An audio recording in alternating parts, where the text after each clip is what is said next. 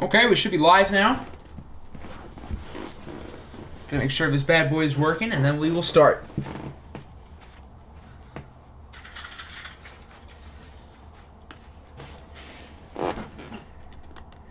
I promise that's my chair, by the way. I know it sounds like fart noises, but my chair is being loud against the mic. Okay, so the audio sounds good.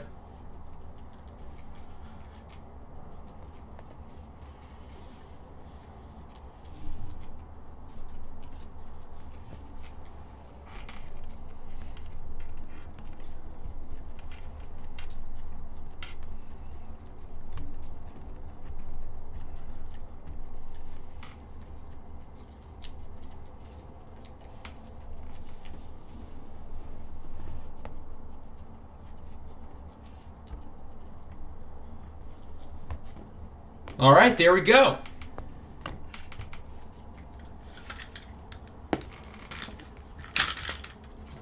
What's going on, Denmark? Welcome in, my guy.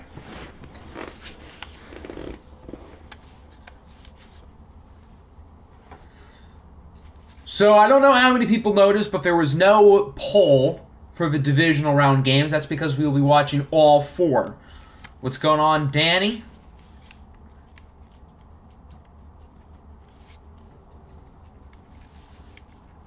Ismu is here, Dad. Yippee. Wizards for biggest losers of this. I mean, not totally. Because,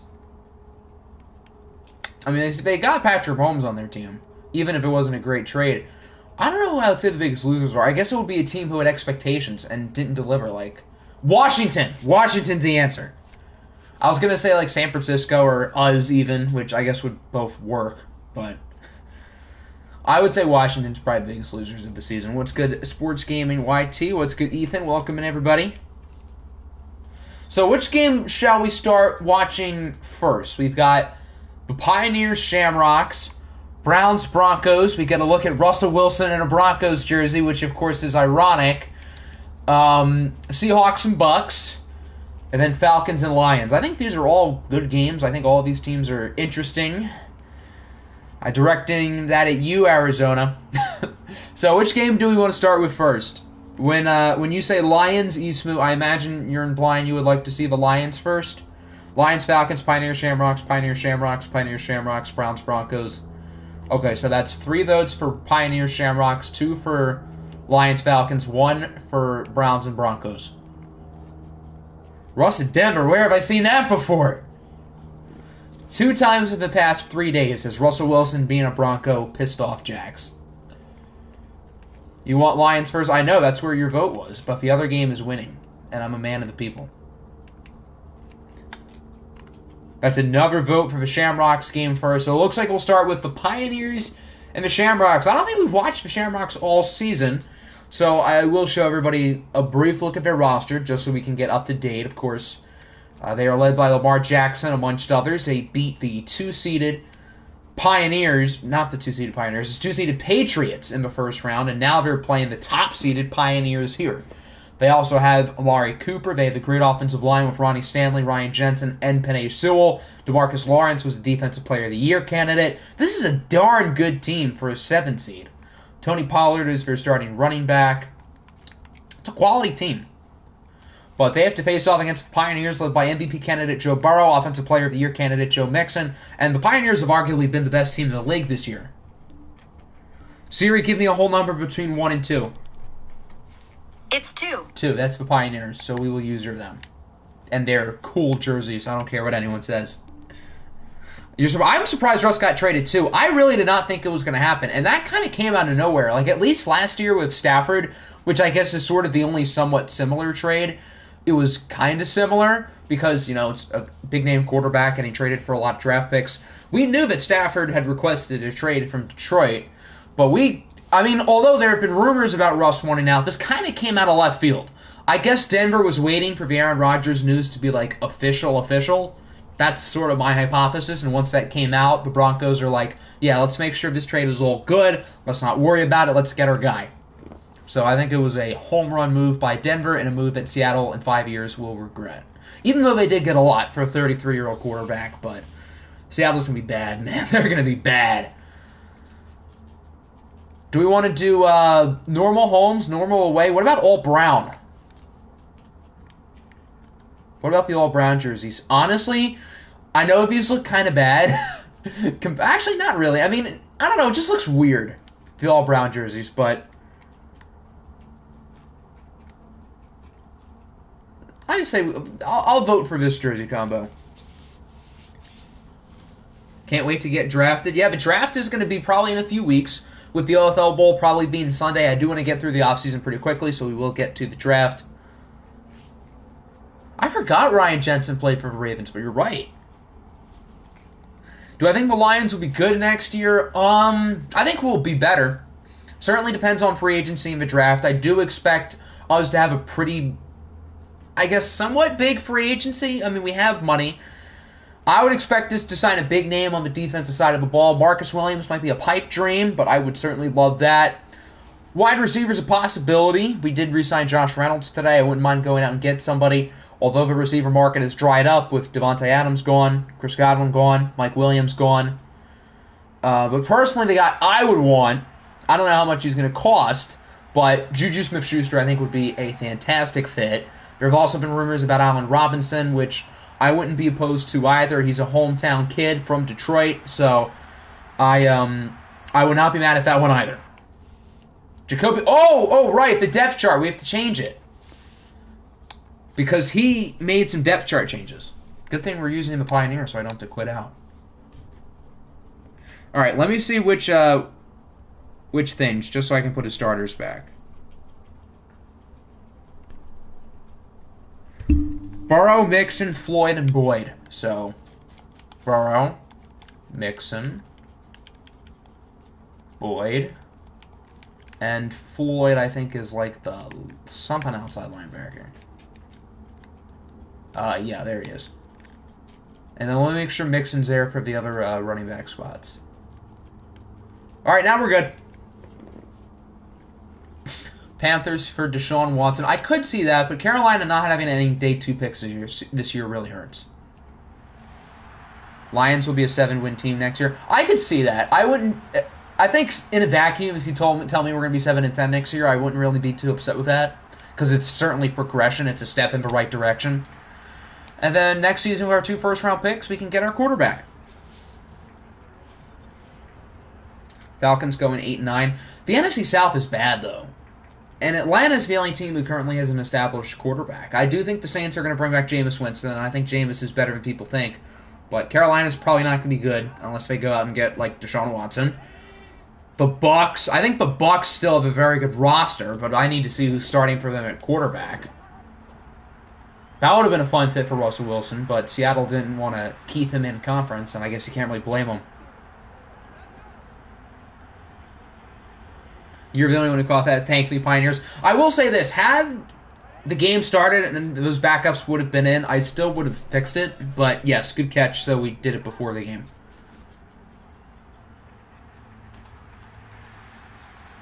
Atlanta does. I mean, Kyle Pitts is pretty much a wide receiver in a tight end's body. I mean, yeah, their receiving core is brutally bad. I think their number 1 receiver under contract next year is like Olamide Zaccheaus. He's not a starter for most teams. So, yeah, that's rough. I'm not convinced Trask will be the starter. I wouldn't be surprised if he is, but if the Bucs are smart, they won't have Kyle Trask starting. I wouldn't want Kyle Trask to be my starting quarterback, even though the rest of that roster is great. And if I'm a rookie quarterback, I want to play for the Bucs. Great offensive coaches, plenty of weapons. The offensive line is going to be worse with Ali Marpet gone and Ryan Jensen probably gone, but that's still a dream landing spot considering some of the other choices like Seattle. If I'm a rookie quarterback, hell no, keep me out of Seattle. Who else? Carolina, Washington, Pittsburgh. I mean, Pittsburgh wouldn't be a bad one, but yeah, the Bucs are an ideal landing spot if you're a rookie. So, not that it's going to happen, but I would very much enjoy seeing Malik Willis play in Tampa Bay. I think Sam Howell will be good in Tampa Bay, too. I'm personally higher on Howell than others, so I would like to see that. For the Bucks and for Howell. Because I think Howell can be quite good if he's in a good situation, and the Bucks are a very good situation, so...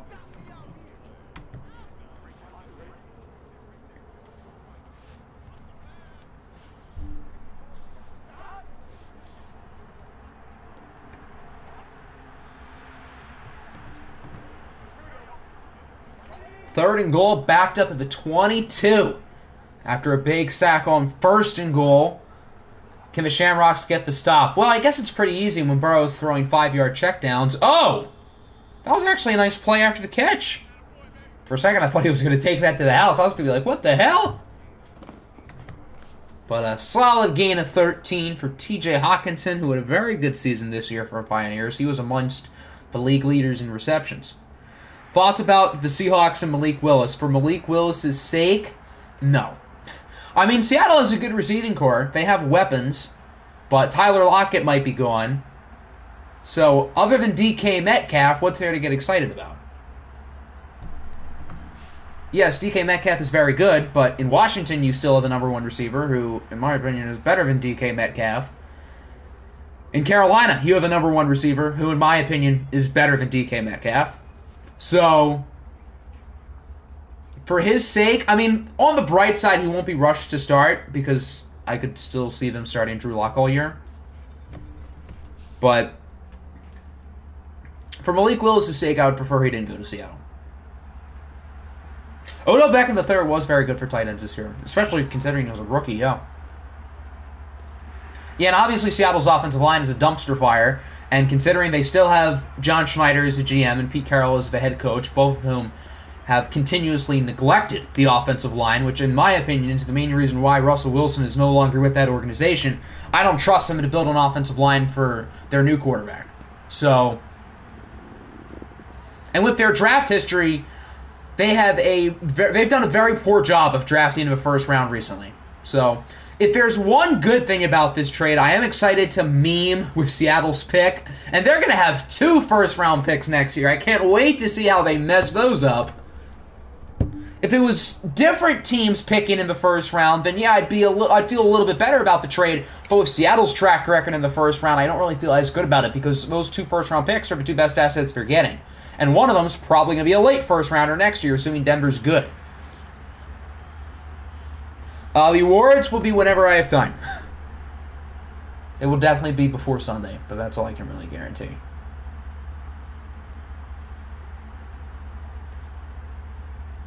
Yeah, Fant's a good player, but he's not like some dramatic upgrade to what they have. So, yeah, it was a nice addition. I imagine Denver wasn't willing to part with like Jerry Jeudy or Javonte Williams, which makes sense. But, I mean, Noah Fant's not some crazy player. Plus, he only has 1 more year left on his contract. So, I don't think that's as big of a pickup as people are making it out to be. Seattle traded their original first-round pick to the Jets. So now for Russell Wilson trade, they have 1 this year from the Broncos. And then next year, they're going to have their own pick, and they're going to have Denver's pick. So, going into today, Seattle did not have a first-round pick. No, Dublin is not doing too good yet. There's still plenty of time, but the Pioneers have certainly looked like the 1 seed that we all sort of expected them.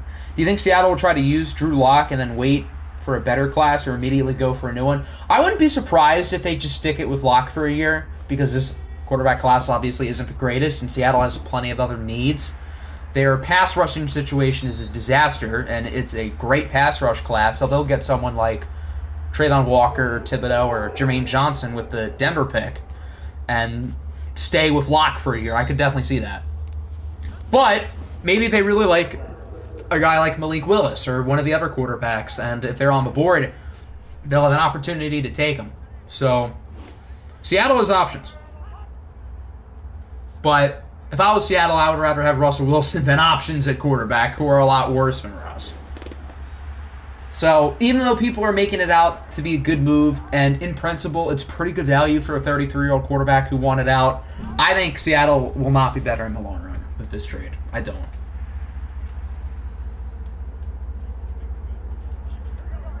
Yeah, Seahawks could wait a year and get a guy like Bryce Young. Seattle gets Bryce Young. We get C.J. Stroud. Everybody goes home happy. There we go. I like that. How am I doing today? I am doing good, Eagles. How about you? Clown on YouTube said the Falcons are getting a corner when you need pass rush badly. Pass rush is definitely the biggest need for Atlanta, but if Sauce Gardner is on the board at 8, I could definitely see Atlanta going that route. Even if pass rusher is a bigger need, sometimes in the draft it's about best available, and Sauce Gardner is definitely a top 8 player in this draft class. So Sauce Gardner and A.J. Terrell next to each other would be pretty scary.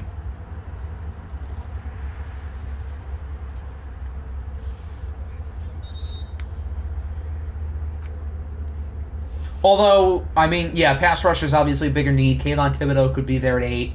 Trayvon Walker could be there at 8. Although, at this point, probably not. As that concludes the first quarter, the Pioneers lead 3-0. Salt Lake City's been the better team so far, but not by a lot. They've looked vulnerable so far for a 1 seed. Yes, Terrell and Sauce would be nasty, and the Falcons have not had great corners for a while. I guess since like prime Desmond Trufant. He was quietly really good. Walker at 2, obviously. You know, I feel like I have to talk myself into Trayvon Walker at 2 because with Jacksonville tagging Cam Robinson, it feels like Aiden Hutchinson at 1 is a lot more likely.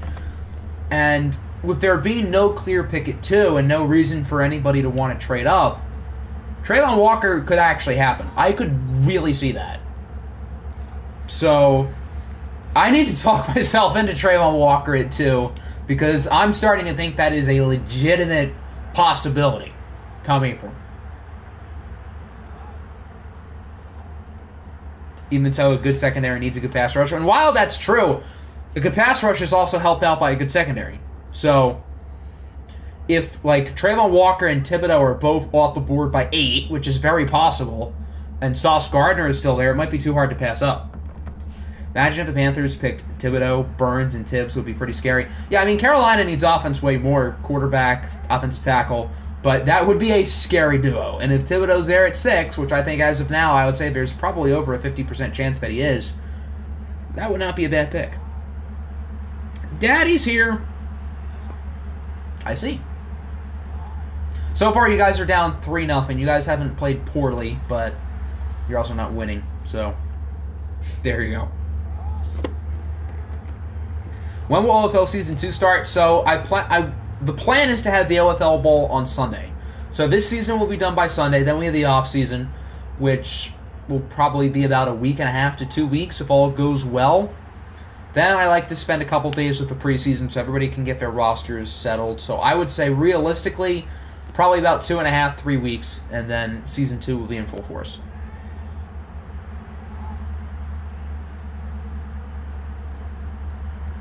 Yeah, 18 sacks in one season is... Or did I say 8? I mean, 18 sacks in one season is really bad. But, Atlanta can't go pass rusher just to go pass rusher. If somebody's there, like Thibodeau or Walker, then turn the card in. But if both of them are gone, and say Sauce Gardner is still there, you can't reach for the position of need, especially when they do still need a number 2 corner. Atlanta very well could spend on pass rushing free agency. Harold Landry is going to be available, amongst others. DeMarcus Lawrence might be available. So Atlanta's going to get their pass rush better some way, somehow, whether it's through free agency or the draft. Do you think the Raiders have any chance at Jordan Davis? After the Combine, probably not.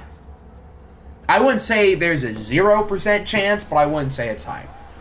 I have seen a lot of Lions fans toss up the idea of Jordan Davis at 2. That one I would not talk myself into. I would not pick a defensive lineman who has no value as a pass rusher at 2nd overall. That would be a big no-no. Chandler Jones is also available. There's another one. Yeah, all you need to do is be active in the Discord or in streams. So by coming to the stream, you are certainly helping yourself out of a possibility of being a coach as soon as the offseason. So that way you can get a team and have a full offseason with them, make your moves before the season. as Dublin scores the touchdown, so the Shamrocks take the lead. This would be quite the upset, because as we said earlier, the Pioneers, in my opinion, have been the best team in the league through the regular season. Although that doesn't say much, because there haven't been like any other elite teams. But Pioneers feel like the favorite to win the OFL Bowl at this point. So if Dublin wins this game, that would be a huge deal. Yeah, Jordan Davis, as of now, I would say would probably go in the 10 to 20 range. I think people have sort of gotten the hype a little bit out of control. Yeah, he's a freak at 340 pounds, but he also doesn't really provide much value as a pass rusher. So, unless you're a team like the Chargers, who just needs run defense super, super bad, I probably wouldn't use a top 20 pick on him. Although he's still a very talented player. Say release Darnold, trade Robbie Anderson, and then get any other quarterback. With the fifth-year option, how much guaranteed money comes with the fifth-year option? I don't think it's that much. So, in that case, I guess you would save a lot with cutting Darnold. Who do you think the Ravens are taking at 14? An edge rusher is a possibility. Corner is a possibility. Offensive line as well. So I would say probably one of those three spots. I would say the wild card is wide receiver, but I don't think they want to use another first-round pick on a receiver. Why would you even trade for Darnold? I mean, the logic behind that last year was that Darnold hadn't really gotten a chance because he had been with Adam Gase, and Adam Gase kills anything he touches. But obviously Darnold wasn't good last year, and I think it's fairly clear that he's not really a starting caliber quarterback. And now that it's happened on two teams, we can figure that out now. Feel bad for Carr that he's literally in the best quarterback division in the league, and his team will have a very hard time competing. Yeah, he'd be the best quarterback in the AFC South. He'd be the best quarterback in the NFC South. He'd be the best quarterback, in my opinion, in the NFC East. I think he's better than Dak Prescott. And he'd be the second best quarterback in probably all the other divisions. So, yeah, Derek Carr has continued to get dealt a very rough hand. Trade Carr to Detroit. I mean, I would enjoy having Derek Carr, but we would have to give up a premium to get him because he is really good. Job out of the Ravens will make a lot of sense. Too much sense. But with some of the buzz surrounding him, I'm not convinced he's available at 14.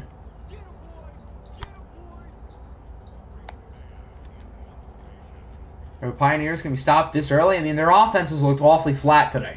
There's still plenty of time. We still have over a half of football left, but the Pioneers have not been impressive.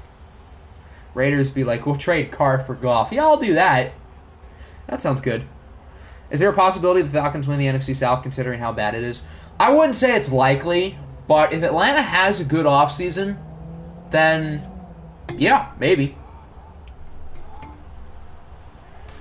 I would still say the Bucs and Saints should be favored ahead of them, but I could see a world where Atlanta won the South.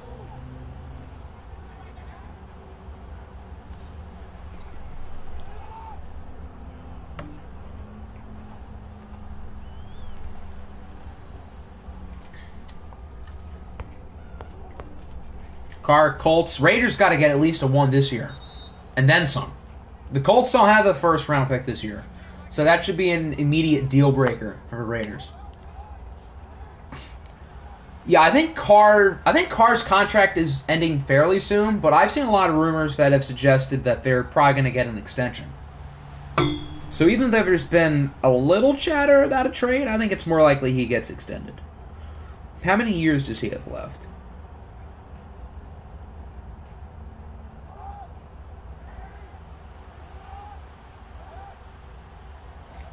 He is a free agent after next year. So, yeah, his contract is almost up, but it seems like both sides want an extension, which makes sense.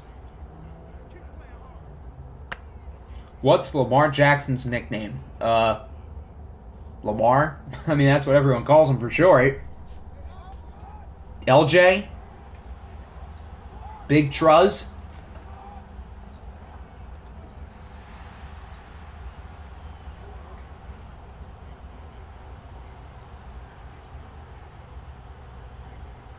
Running back, that's his nickname.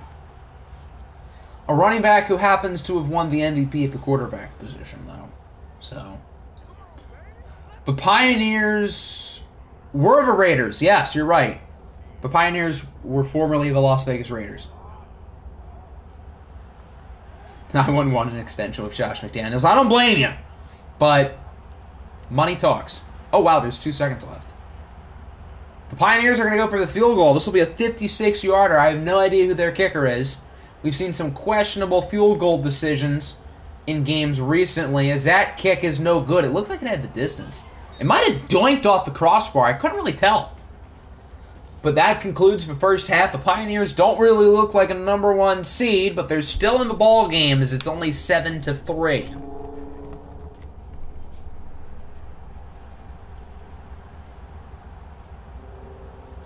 Good stuff for the Pioneers not sticking in Vegas. Yeah, now all their players don't have to worry about being idiots. I wonder what the NFL draft is going to look like this year because it's in Vegas. Those prospects who are going to go there, they obviously know they can't do anything stupid because that would literally be throwing millions and millions of dollars away. But I'm curious to see if somebody gets in trouble while being down there. What is good, Nick and Ader? Yes, this is the first game of the day. So we don't have anybody who's punched their ticket to the AFC or NFC Championship yet.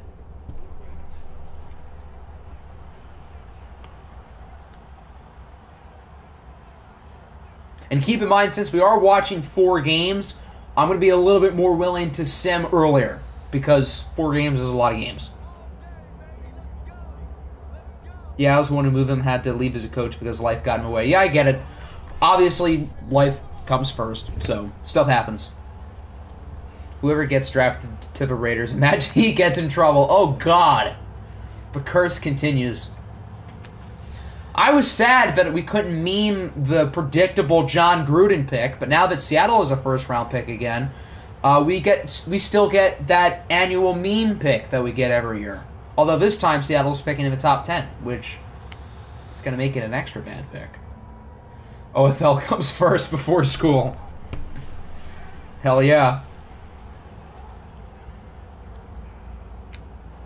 Lamar under pressure with a shot downfield for an open receiver to 10. Actually passed for 10 to the 8. The Shamrocks are looking very good here in this third quarter. That's Russell Gage. Please know the Raiders fans already have enough problems. That is definitely true. Seattle's going to take E.J. Perry at 9. They would. Malik Willis is our franchise quarterback? Nah, let's go with E.J. Perry. Good touchdown by Dallas Goedert. So it's 14-3. And now the Pioneers are in legit trouble. Now that they're down by 2 scores and their offense has shown nothing today, they got to score here or else they are in a bad spot.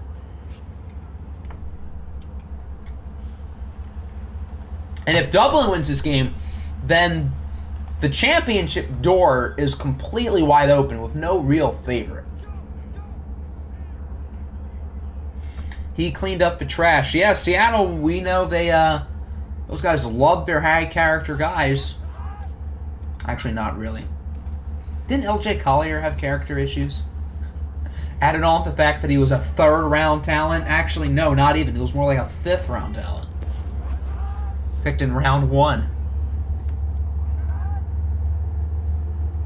I think outside of the poverty franchises, Raiders fans have had it the worst as of late. I mean, you could honestly throw the Raiders into that poverty franchise tier. They've just, covered it up because they have a good quarterback and have a decent enough roster.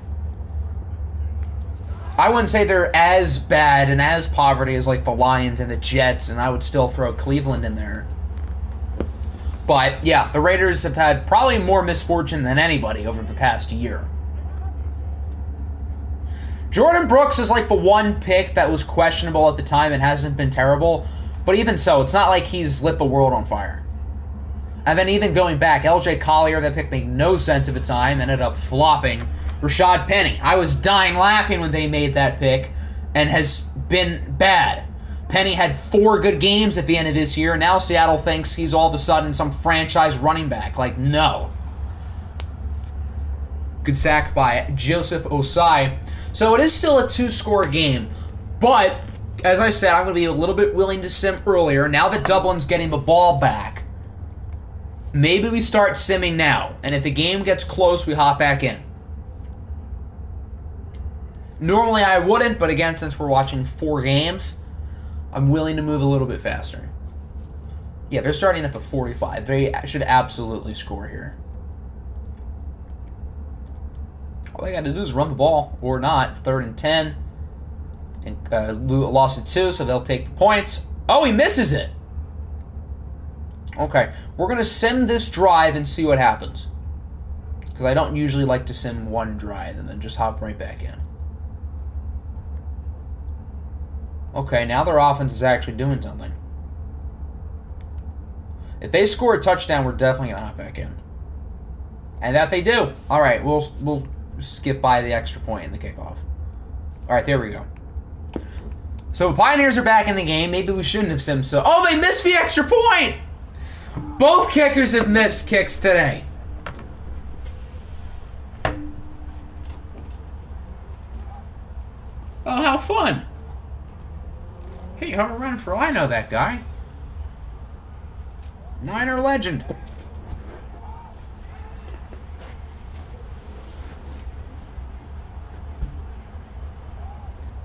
You're in Seattle, you're first. You're not going to light the world on fire. Here, let me pull up a list of recent Seattle first-round picks, because I would like to share with you guys this incredibleness.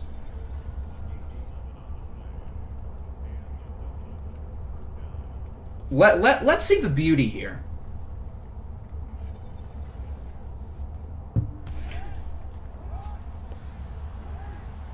Okay. 2021, nobody. 2020, Jordan Brooks. Not terrible, but not great. 2019, LJ Collier. Yuck. 2018, Rashad Penny. Yuck. 2016, Jermaine Ifedi.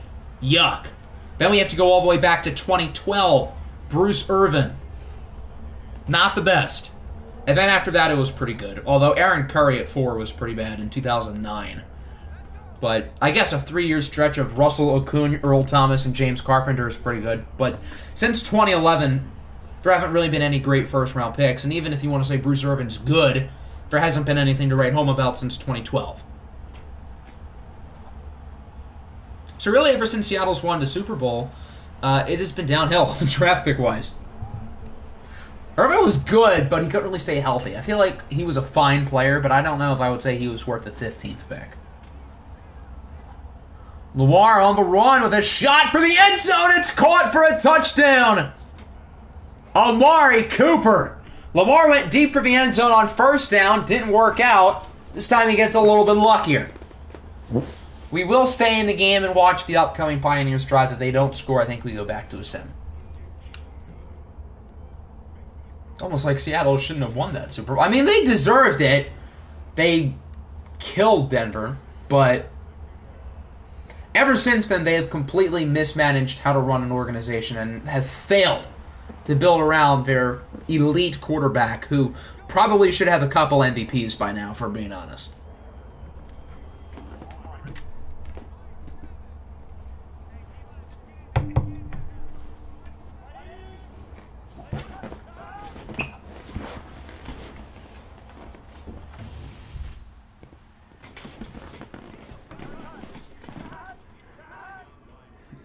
Salt Lake City has about 6 minutes. They've got to move quick.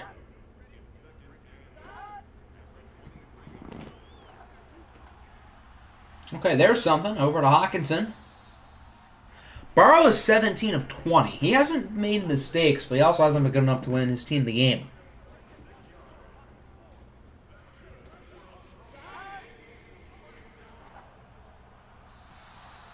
I've almost never seen a good Seahawks pick besides Russ.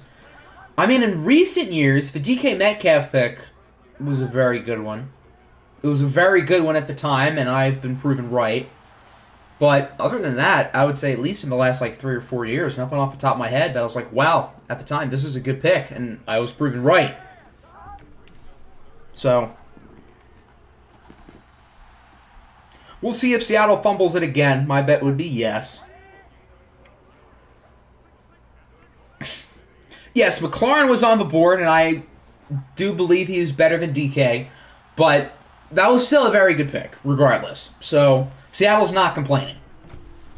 Even if their player is slightly worse, it's really not that big of a deal, or not that big of a difference.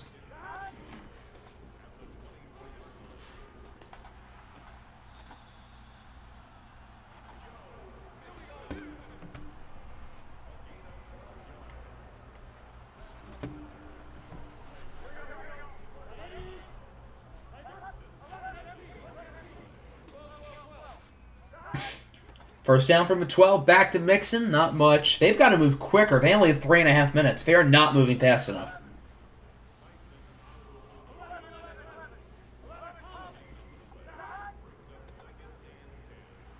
Yeah, why do they keep running the ball? It's not even like they're running the ball poorly. Mixon has a nice amount of yards at 69. But that's taking time off the clock. They got to throw it. 3rd and 6.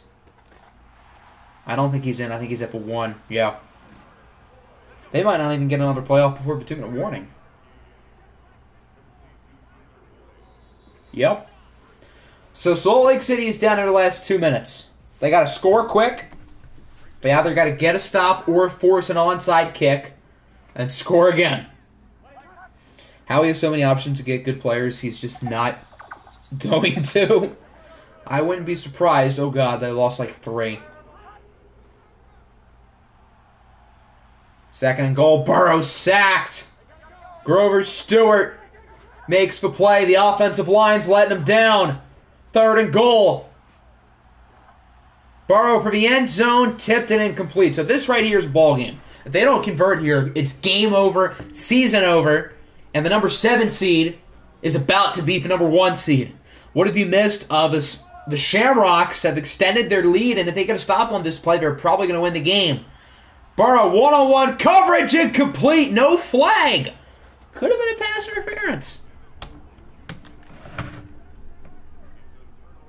Pioneers are bad, that's what you missed.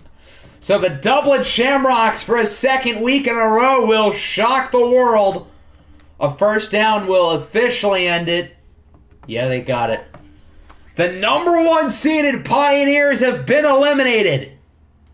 So the Dublin Shamrocks, who sneak into the playoffs as a 7th seed, have gone on the road, have beaten the 2-seeded Patriots, and now a 1-seeded Pioneers, and the OFL Bowl favorite is done.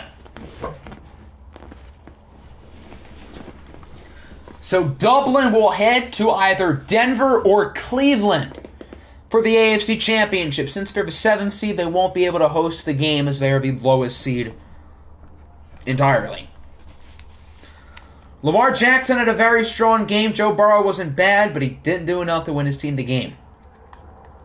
Nice amount of yards for Mixon. Goddard was good, so was the other tight end, TJ Hawkinson. Mark Cooper led the game in yards with 89. He also had a nice touchdown, which kind of put the game out of reach. The Shamrocks are the equivalent of the Bengals. Kind of. So that means we have 7 teams left in the playoffs. 3 more of them will punch their tickets today. 3 more will be eliminated today. Alright, so what game would we like to watch next? We've got the Browns, Broncos, Seahawks, Bucks, Falcons, Lions. If you want this game, type in Russ. If you want this game, type in Pete Carroll. If you want this game, type 28-3. The Hawks-Bucks, unfortunately, is not an option. The Shamrocks were originally the Bengals, yes.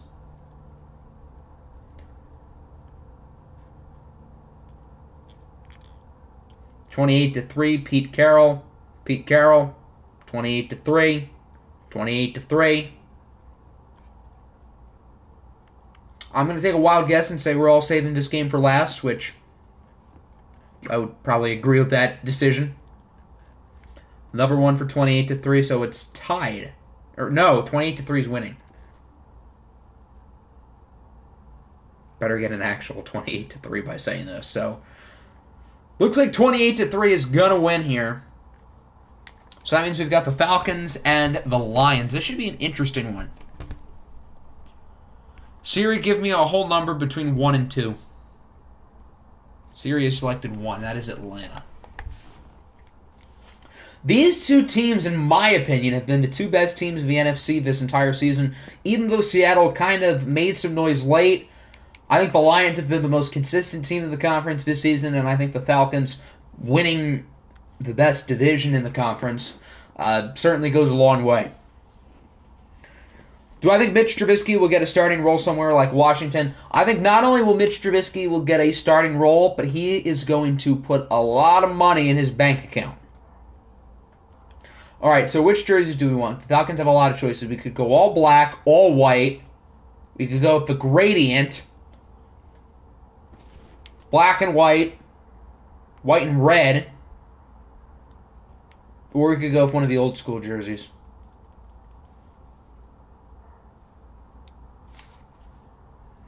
Does Deshaun Watson go to the massage parlor before the game? Gradient, gradient.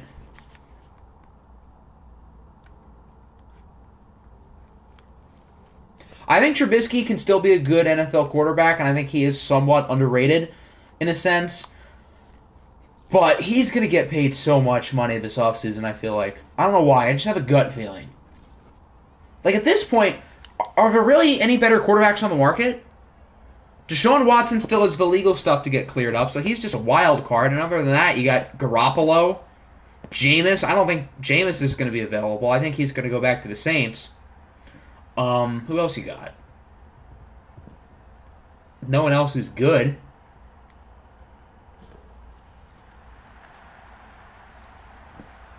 Marcus Mariota will be on the market, although Mitch is, again, probably better. But Mariota, I guess, is one of the better options. Yeah, I think a lot of it was a bad situation in Chicago. I think both Nagy and Trubisky were overhated a little bit. Not to say they were good, but I don't think... Like, Nagy was a bad coach. He deserved to get fired. But I don't think he was, like, the worst head coach in the league or anything. And then with Trubisky, again, he was bad, but I don't think he was, like, the worst quarterback in the league. Gonna miss having such a quality backup in Buffalo. I mean, maybe the Bills will find another, like, buy a low guy like they did this year of Trubisky. I mean, I don't know, maybe like a Sam Darnold will be available. I know that doesn't sound great, but...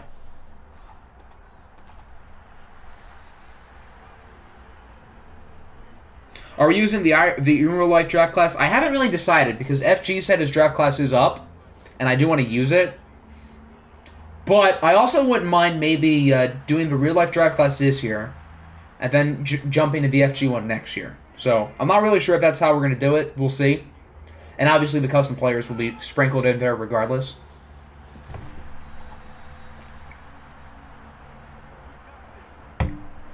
If we are using the real life draft class, so I feel like I'm obligated to draft DJ for the memes, but I also want to stick it out with Malik Willis. So I'm really not sure what to do. Let's do in real life so I can get amazing players with my pick. That's what we said last year, and no one you picked was amazing. FG's draft classes are a lot better than the base ones in Madden. So I think there's going to be plenty of draft class talent there regardless. And I will use the FG class regardless.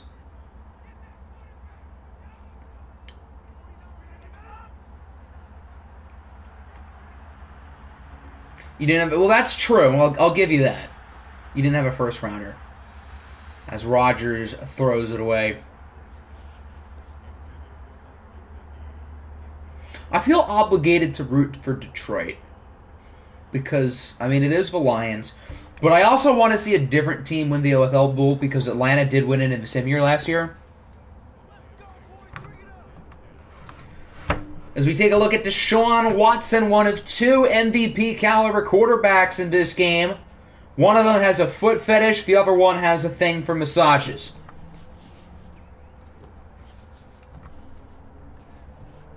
So here's Massage Man.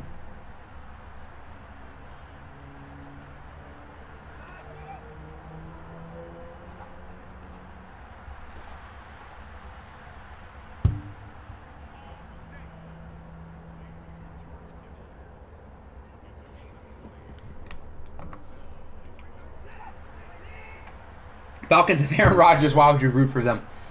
I never hated Aaron Rodgers. I just disliked the Packers. I mean, I've never liked Rodgers. And Rodgers has come off as a Karen recently, but for a number of reasons. But I mean, I don't like totally dislike the guy. Hear me out. Atlanta goes to the Super Bowl and then chokes. It's a shame they can't choke to New England because New England's already out.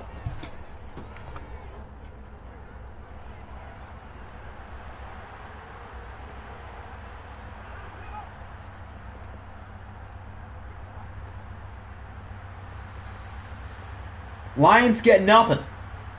The Lions' offense was unimpressive in their first playoff game. It was their defense that won it against the Cardinals. But this Lions' offense has been really good this year. So, I am confident they'll figure it out, but we'll see.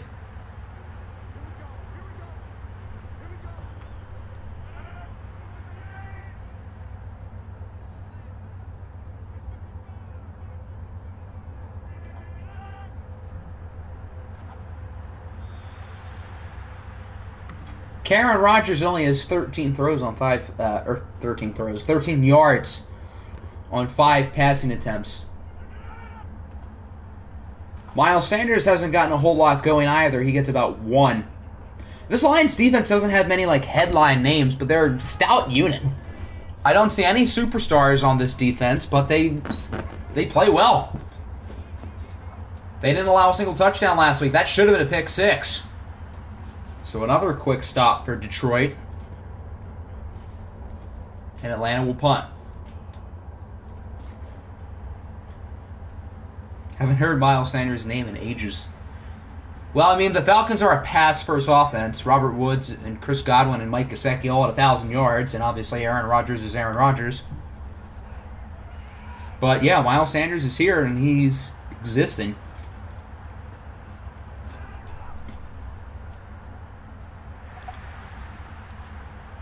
That ball came out before he was down. I don't know how they're not going to call that a strip sack, but okay. Unlike the Lions, the Falcons do have a lot of big names on this defense, featuring Von Miller, DeForest Buckner. I feel like they had Cameron Jordan at one point, too. I don't know if they still do.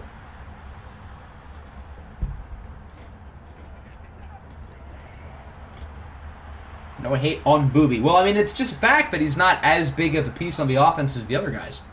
I mean, he's still fine. 3rd and 11, Watson with a bomb downfield. Ooh, that was right in his hands. But it slipped out. 4 drives, 4 punts.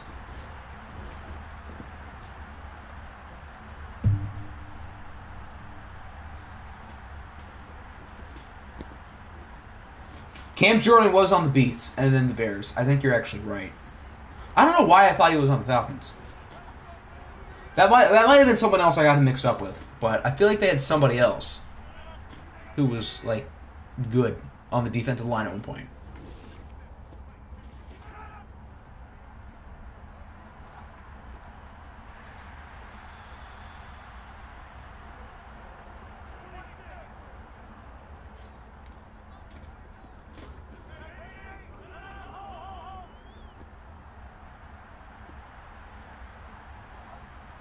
Rodgers gets rid of it.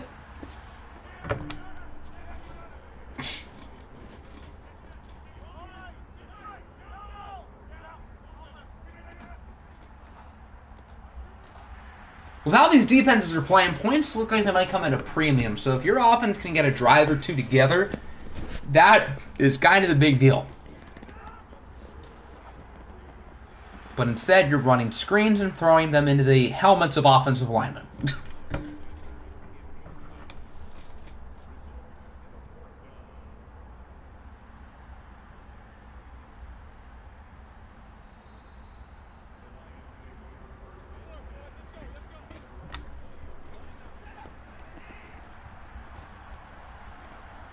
Certainly on pace to be a low-scoring game, especially after what we saw from the Lions last week, where their defense was very good and their offense not so much.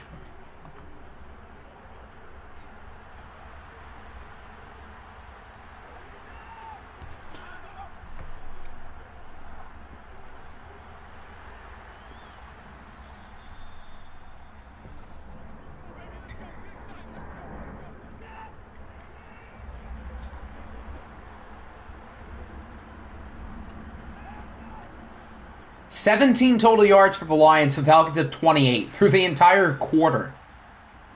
Yikes. 45 yards of offense from both teams through 9 minutes in the first quarter. Okay, that math doesn't add up. Did the original graphic lie?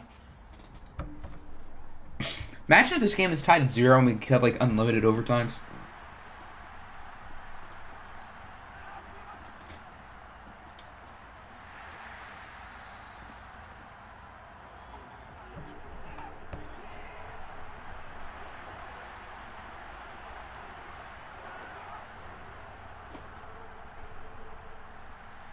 Third and 11, Watson again on the run. It's caught by George Kittle. There we go.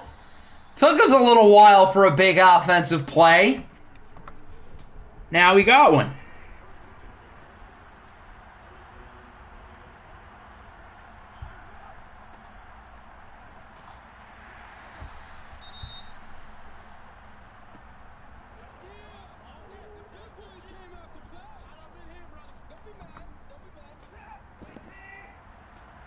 The Lions are definitely in field goal range now. And again, with how the offenses have played, they have to score on this drive, even if it's just a field goal. Points are points. And now that I say that, they're just going to run checkdowns just to make sure they don't do anything stupid.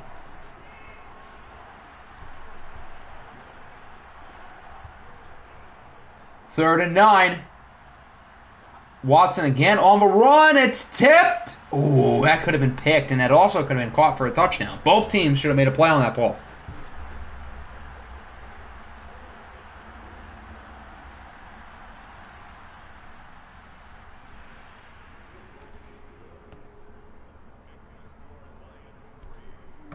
So the Lions do score. And now they are winning 3-0. So now it's Atlanta's turn to do something. Mitch Trubisky might be ending up as a Giant. If New York does that, which to be honest, with their ties to Buffalo, could make sense, I feel like that would be a mistake. Because I think someone's going to throw Mitchell Trubisky a bag. So that would mean the Giants are going to give him a lot of money. So it wouldn't be much of a competition for the starting job. It would be more so Mitch Trubisky's the guy who wants to take Daniel Jones off our hands. I feel like that'd be a lateral move. So if the Giants sign Mitchell Trubisky, he's the guy. They're signing him to be the guy. Oh boy, look at Atlanta with a big offensive play. There's Chris Godwin to the 18, who of course got franchise tagged in real life, although I wish he was on the opposing sideline of this game in real life playing for Detroit, but not everybody can get their wish. Following play is a touchdown. Now we've got offense. It took about a quarter, but we have offense. Looked like that was a halfback wheel route for Miles Sanders. So Atlanta scores, and now the offense is starting to happen.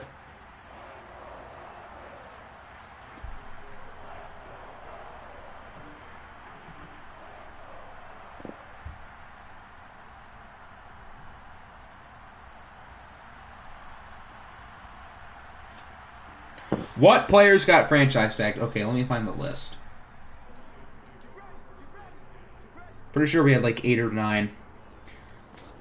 Yeah, Devontae Adams, Chris Godwin, Jesse Bates, Orlando Brown, Cam Robinson, Mike Gesicki, Dalton Schultz, and David Njoku. And I believe that is it. Unless there's somebody last second who I forgot about. No, that looks like it was it. Y'all just lucky my Beats did not make the playoffs. I don't think I would be talking that smack with 5 wins. With all due respect, I think you guys are going in the right direction. But you probably would have gotten killed against any of these teams here in the playoffs. Maybe that'll change in a year or two from now. But the Brooklyn Beats, as it stands, are not playoff material. Not at all. Why Cam Robinson? Because the Jags have a lot of money. So they're figuring, why not just ensure we have multiple starting caliber tackles? Which, for the Lions, is bad news. Because that makes a lot more likely they're going to pick Hutchinson at 1. And we don't want that. So the big loser in that would be us. And if there's no trade and Hutchinson does go 1, then there are probably about 10 different players we could consider it 2, which is a scary thought.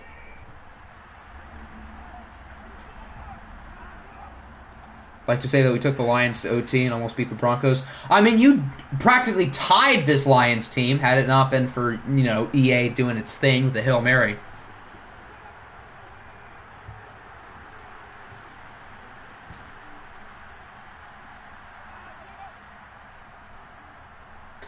There have been so many Hail Marys that have been completed in Madden 22. I've seen at least like 4 or 5 in the OFL alone. I mean, the Tigers completed 2 of them in 1 game last stream and still lost. Walker, Thibodeau. I don't think we would pick a tackle. Maybe Ekwonu and move him to guard, but I don't know how I feel about picking a guard at 2. And then we're not going to pick Neal. We're not going to pick Cross. Thibodeau, obviously, I could see. Trayvon Walker, no one would expect that at this point except for me. I could genuinely see that. Malik Willis is possible. Kyle Hamilton. Other than that, so I guess Willis, Hamilton, Thibodeau, Walker, and Ekwonu. I guess that's only 5. I don't really think there's anybody else. Okay, I said there was like 10, so I stand corrected. But 5 is still a lot for the number 2 overall pick.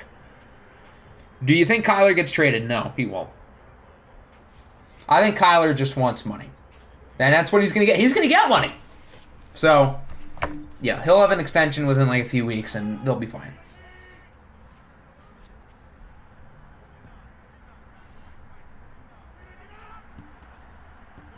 Loved when John Ross snuck through the pile, caught the ball. That was the peak of comedy. If only Nick were here just so we could remind him.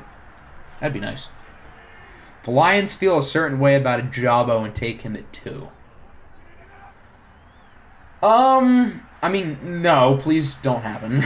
But I guess that there isn't a 0% chance that happens. That'd be weird if the Michigan edge rushers went 1 and 2. There's not a 0% chance that happens. There's like a 0.1%. I would be very shocked and very confused. If Hutch goes 1. The Lions, I think, should trade down even if Hutch is on the board. In an ideal world, we move down. But since it's not a top-heavy draft class, why would anybody want to move up? There's no reason for teams to want to trade up. So that's why I'm not banking on that. Otherwise, I'd be like, trade down, trade down, trade down. Even if Hutch is there. Even if the Jaguars pick Evan Neal, who should not be on our radar because we just don't need him at all. Even if Evan Neal's the first pick, we should trade down. But who wants to move up? Think we're in this game goes to the OFL. Well, I mean, it's possible. I don't fully trust Kyler Murray in a watched game setting for Seattle, but they did play pretty well when we saw them. And then the Bucs, we haven't really watched a ton this year. I feel like the NFC is more mysterious than the AFC.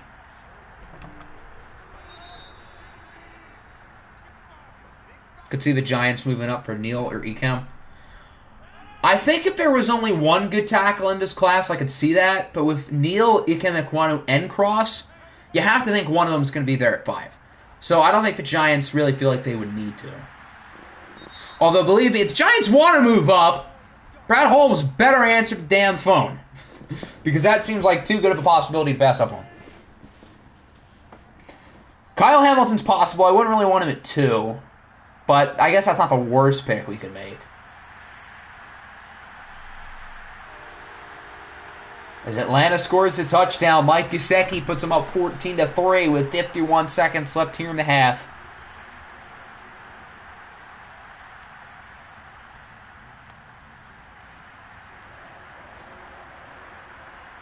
Texas and Jets fair wouldn't be shocked if they're both gone.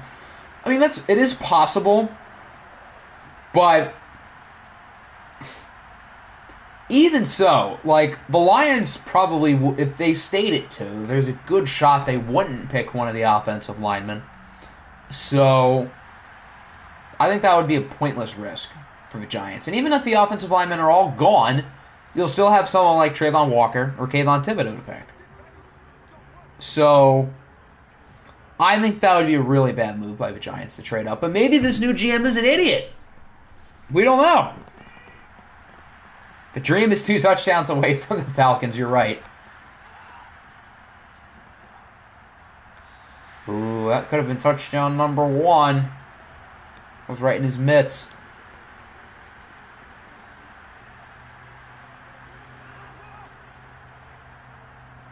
Watson is sacked right shy of the end zone at the 1. Von Miller's got to be in the zone now, isn't he? Yep. That's not good news for Detroit, who's wisely chewing clock, but they got to worry about the possibility of the safety. If I'm Watson, I just dive over the center, to be honest. Try to avoid getting tackled in the end zone. Alright, so that ends the first half.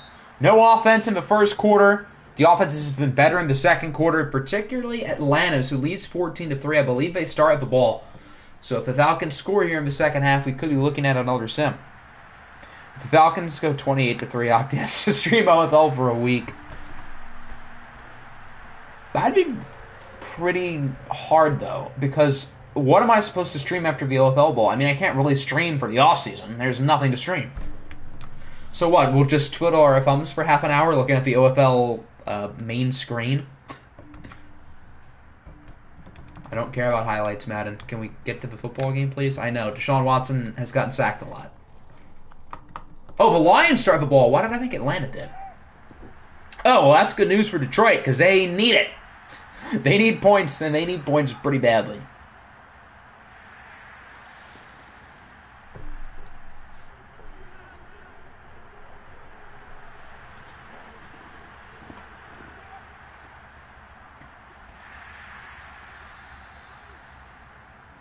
The OFL stands for the Octagonal Football League.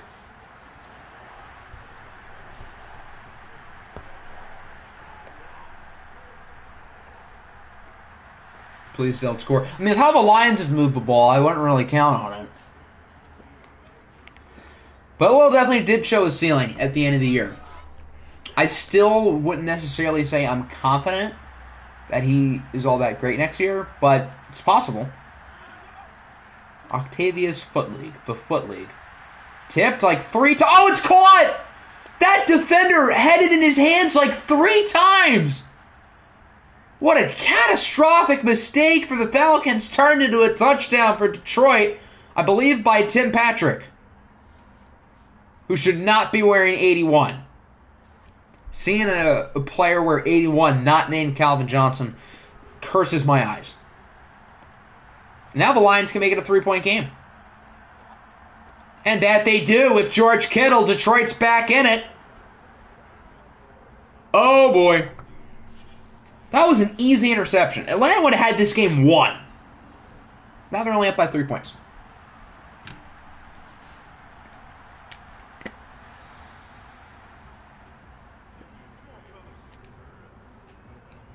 I think James Conner single-handedly fixed your offense. I mean, he certainly helped it. Play the playoffs other than the Hail Marys from last stream.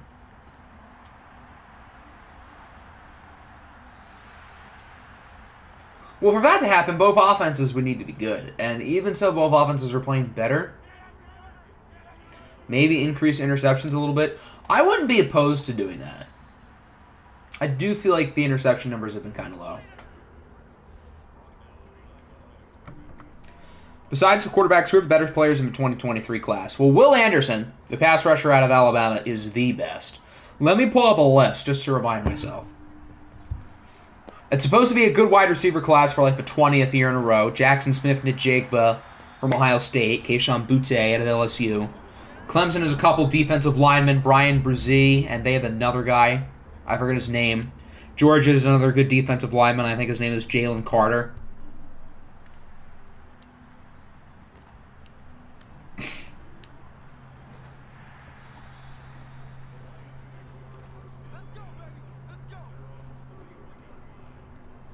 Oh, God, this mock draft has us picking Spencer Rattler. Yippee. Any good corners? Keely Ringo out of Georgia. He had the game-winning pick 6. Josh Downs is pretty good. There's another one. They have Jake Hayner at 7? What the hell? Phil Jerkovich at 8? This mock draft is so weird. Malachi Moore, defensive back, Alabama. Okay, this mock draft has like 20,000 quarterbacks going early, and none of them are DJ Uiagalelei. Which, even though he was bad last year, he's still probably a better prospect than Will Levis. He's a better prospect than Jerkovich. He's a better prospect than Jake Haener. And he's a damn sure better prospect than Spencer Rattler. Dan Campbell would want nothing to do with a turd like Spencer Rattler.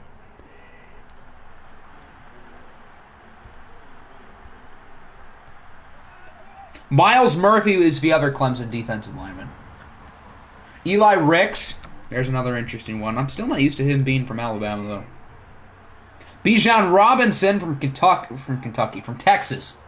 He's a beast of a running back. This dude's name is Habubak Baldonado. What a fire name. I've never heard of this guy. He's a defensive tackle out of Pitt. Habakkuk? How do I say that?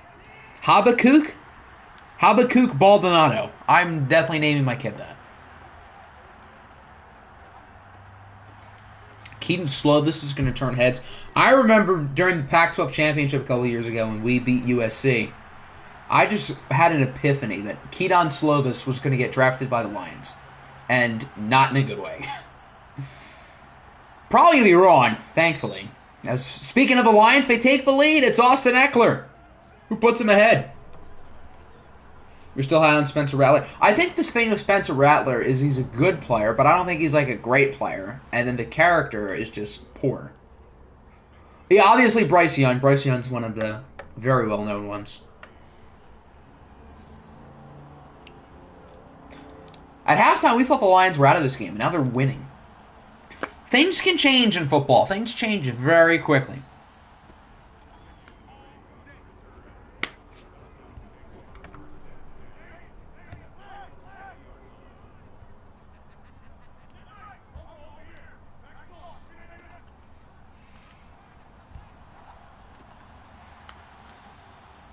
Brandon Joseph transferred to Notre Dame, but he was a player who was going to be one of my sleepers in this year's draft had he declared. He would have been a player I would have loved on the Lions, but I guess we're going to have to wait a year. Although it's still a pretty good safety class as is.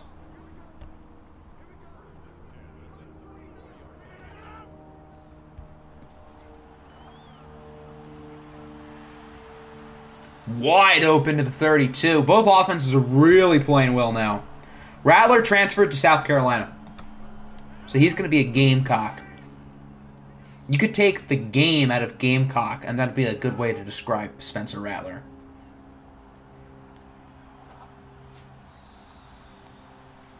The Falcons choking leads in the playoffs. Nothing changes. OFL, NFL, doesn't matter.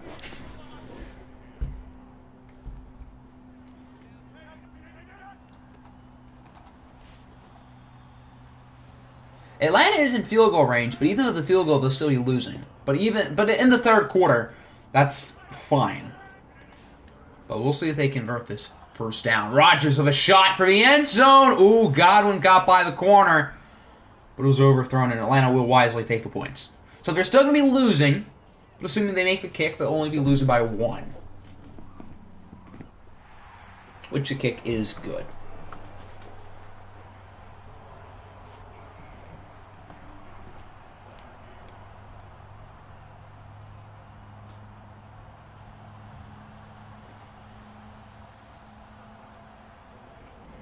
So the Lions have it back. They've gone through a very good third quarter as they had the lead. Only by 1, but considering where they were at halftime, they're in a lot better spot than they were.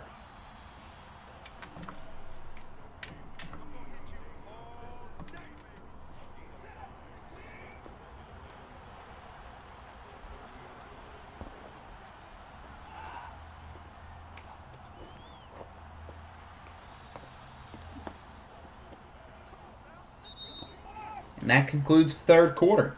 The Lions look like a dead man walking. Now they are winning. The Falcons have 6 runs for 9 yards. Nice. Can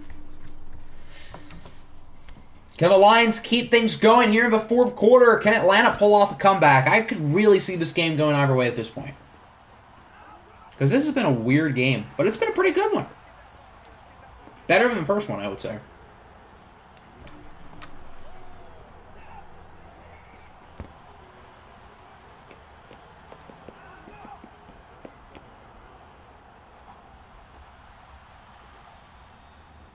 Who are some of the sleepers for me in this draft class? Okay, let's think here. So, my bias sleeper is Verone McKinley, the safety from Oregon. There's some Oregon bias, but I do really like him.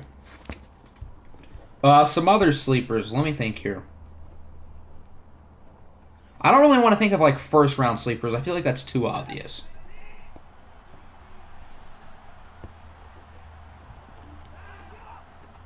Bo Melton, wide receiver, Rutgers. He's an interesting player.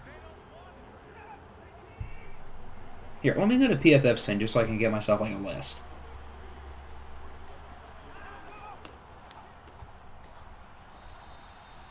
Verone McKinley did a good combine. I think he has officially made himself a day 2 pick.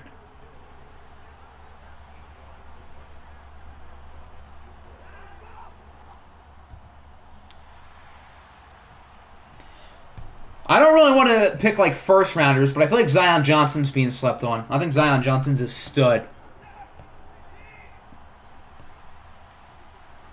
Christian Harris, linebacker, Alabama. He's an interesting player. I like him.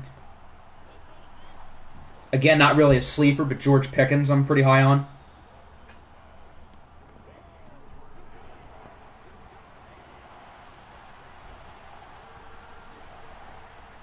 James Cook, the running back from Georgia, Dalvin Cook's little brother. I'm very high on him. Quay Walker, linebacker from Georgia, never sleeper.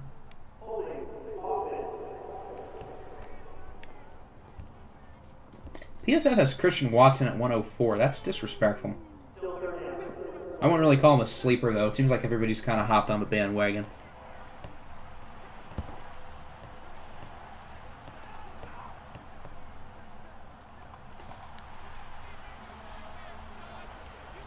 I don't really want to call punters sleepers, but Matt Ariaza from San Diego State, he's an interesting player.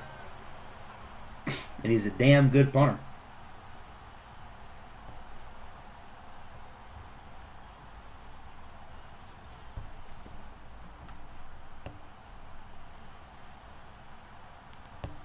A deep sleeper is running back Max Borghi from Washington State. I think he's pretty good.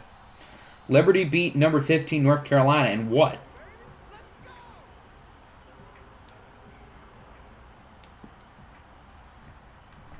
In cricket?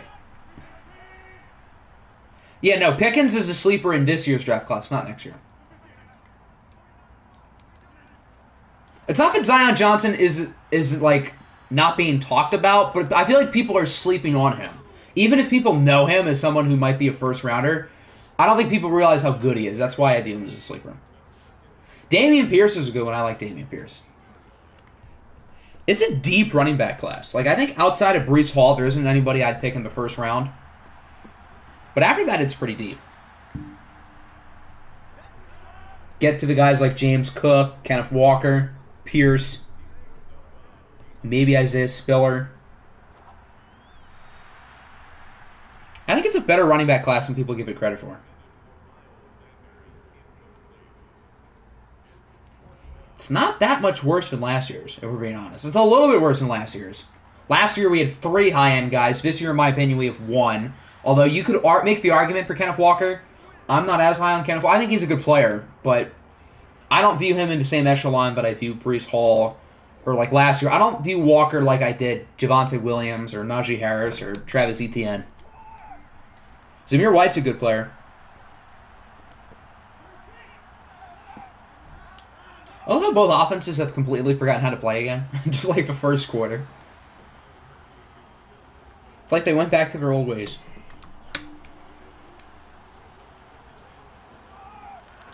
CJ Verdell. Another one of my Oregon guys. Pierre Strong from South Dakota State's a cool player. I know everybody kind of knows Hassan Haskins, but I'm intrigued by his role in the NFL. Brian Robinson as well from Alabama. I think both of them are going to be good power backs. Those Baylor DBs can fly. I mean, Baylor must have just like had a track team last year. Woods and the other guy, Kalon Barnes, I think that's his name, the guy who ran the 4.23. Those guys on that Baylor team can move. Michael Wright, another one of my Oregon Ducks. I mean, pretty much every Oregon player I'm going to have a little bias for. Jerome McKinley, I just have extra bias for because I feel like he is a stud.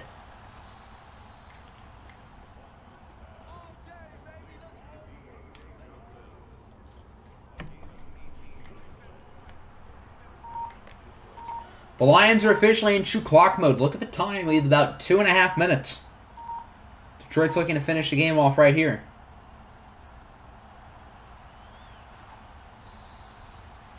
So why are they throwing it? Remember Lucas Oil got new turf? Imagine John Ross or Tyreek Hill. Is that why everybody went fast? Because of the turf? I just assumed a lot of the times were inflated because of the new clock guy, even though all the times have been made official. I didn't realize there was new turf. Thornton, Cross, Asamoah. All talented players as well.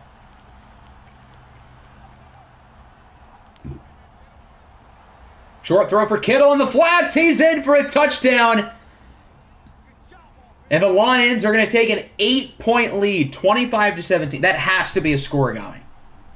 That has to be.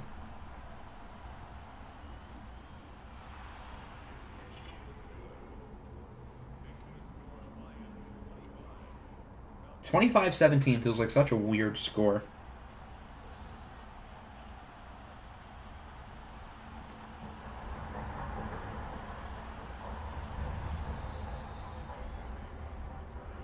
"13 games have ended 25-17. The most recent one, Falcons over Panthers in 2020. So I guess it's a rare score, but it's happened.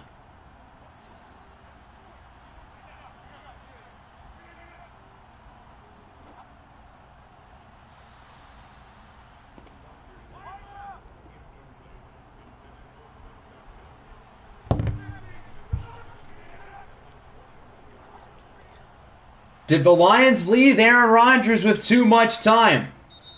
Falcons, I was about to say they had 3 timeouts, but now they have 2. They also have Chris Godwin, Robert Woods, Mike Gesicki, all of whom had 1,000 yards.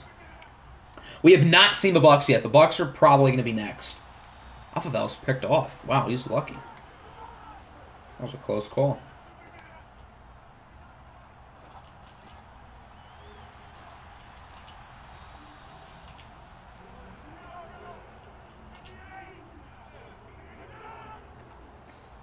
Rodgers hands it off for Miles Sanders.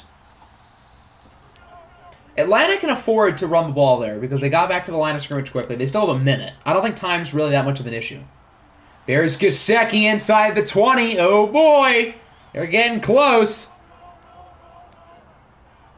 Atlanta's getting real close. Rodgers throws it away. Wow, 29 seconds. A lot of time was taken off there. They still have 2 timeouts, though.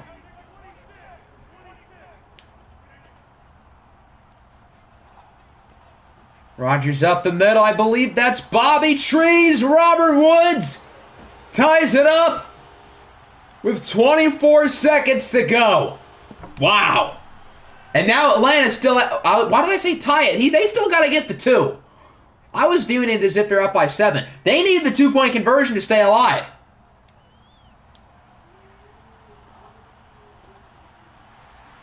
Now they tie it. Rodgers had all the time in the world there. He got it to Miles Sanders. I know it looks like we're headed to overtime. 25-25 has to be a score going. Not that this game could, end it tied at 25. That's not plausible.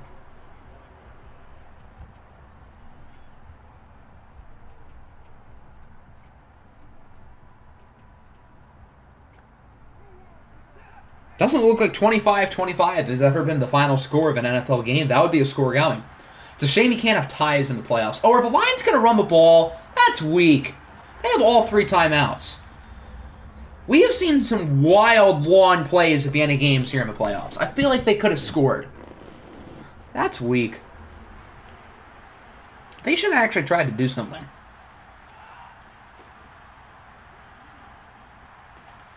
Okay, flag. I don't know if they'll have one more shot. But, I mean, in the Tiger-Bronco game, we took all 3 touchdowns in the final minute. Holding. So I guess Atlanta will decline it and send it to overtime, right? That'd be smart. Yep. All right. We are headed to overtime. Our first overtime game here in the playoffs. In OFL's past, we've seen some very long OFL playoff games. Some that have gone to double overtime. I think we've probably had 1 or 2 that have gone to triple. Tails never fails. Oh. I guess this is like the 20% where it lands on heads. So, the Lions picked tails, which was a smart call, but unfortunately they were wrong. So, Atlanta will get the football first, and a touchdown wins it. We just saw them drive down the field and score a touchdown.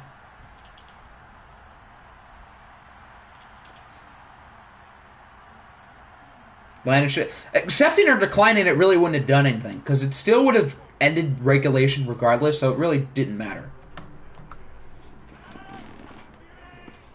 Aaron Rodgers is in the zone. Oh boy. Detroit's in trouble. Unless Rodgers is going to be making throws like that, and now he's out of the zone. Not a good start to the overtime for Aaron Rodgers.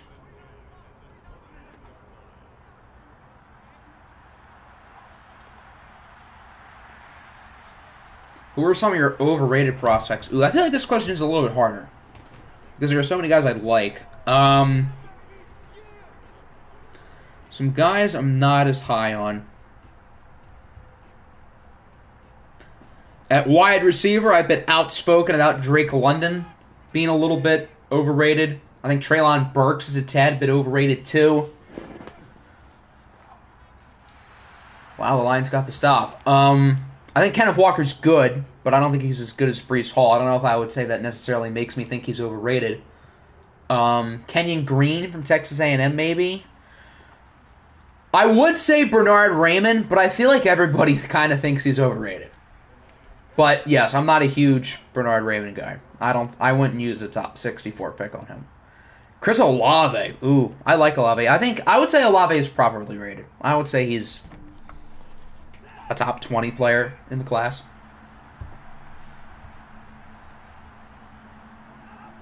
And on defense, I think Jordan Davis is slightly overrated just because he doesn't really have much value as a pass rusher. George Karlaftis, I think, is a little bit overrated. DeMarvin Leal, I just don't really see it with him.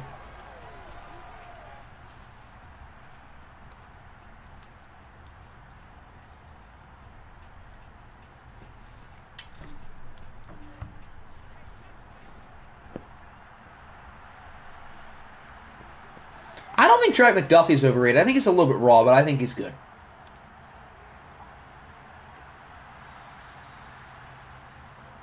Karlaftis and Jordan Davis will be Eagles. Howie would. I mean, both of those wouldn't be like bad picks at that stage, but I don't know if I would pick either of them in the top 20. Not that I don't think they're bad. I think they're both good players. But what was that coverage? What a bold strategy to just leave George Kittle wide open 50 yards downfield. The Eagles would double dip at defensive line. It doesn't really surprise me because Howie very much values the defensive line. So I could definitely see that. The Lions look like they're just going to run the ball the rest of the way. That's honestly kind of smart. Don't risk it. Just run the ball. Or not. That was a very risky throw. I would almost at this point just take the points now. Just end the game.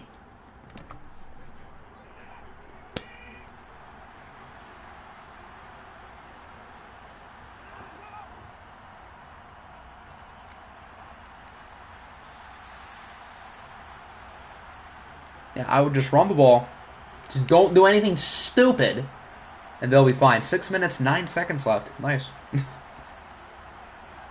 3rd and inches. Eckler got it. That's a bold strategy, Cotton. The Falcons leaving Kittle wide open. They're still not going to kick. All right. They still want to get a little closer. Eckler stiff arms the defender, brings it to the 13. The Falcons' season is dwindling, just as the yardage left to go is dwindling.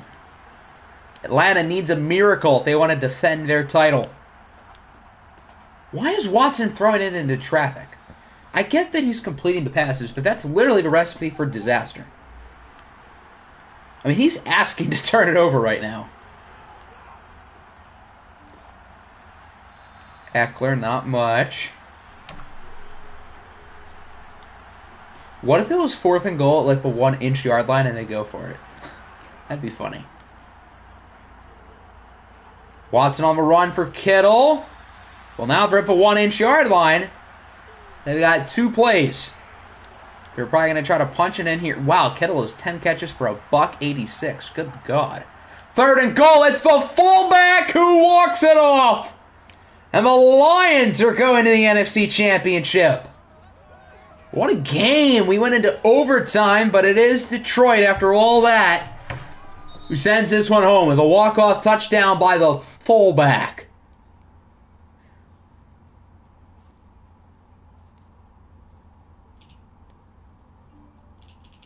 Are there nice massage parlors in Atlanta? Asking for a friend. So Detroit will either go to Seattle or they will host Tampa Bay in the conference championship game. Both quarterbacks were unsurprisingly very good. They played up to their skill level. Atlanta didn't even really try to run the ball. 9 rushes and 39 passes. George Kittle was very good. Bobby Trees had a nice game too. So did Deontay Johnson. Miles Sanders had a big game of the year. Tim Patrick with also over 100 yards. Would I consider using Eagles classes for OFL? No, because people know how good the players are. I think they'd be fun to use, but people already know how good everyone is. Like, everyone could figure out easily that Jabari Achabe has superstar X Factor, so who wouldn't pick him number 1? So for the next game, I assume we want Seattle and the Bucks. I don't think we really need a vote. Siri, give me a whole number between 1 and 2. It's 2. 2. That would be Seattle. The users are 0-2 today. That doesn't bode well for the Seahawks.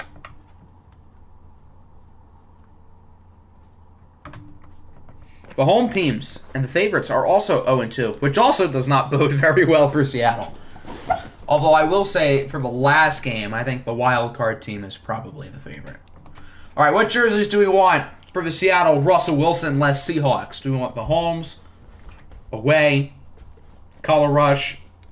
I imagine the color rush is going to get picked. Could go all white. Could go green and blue. We could go with a gray or one of their throwbacks.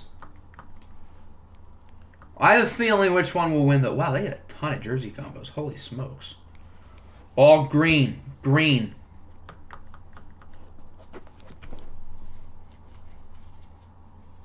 Can't really say I'm surprised by this revelation.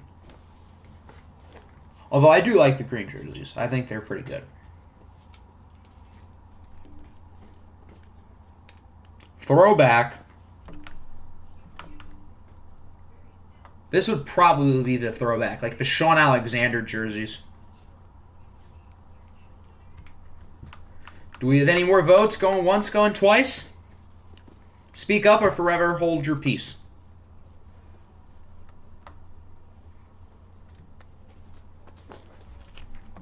All right, color rush it is. What's the Seahawks rating? They're an 84, and the Bucks are an 81.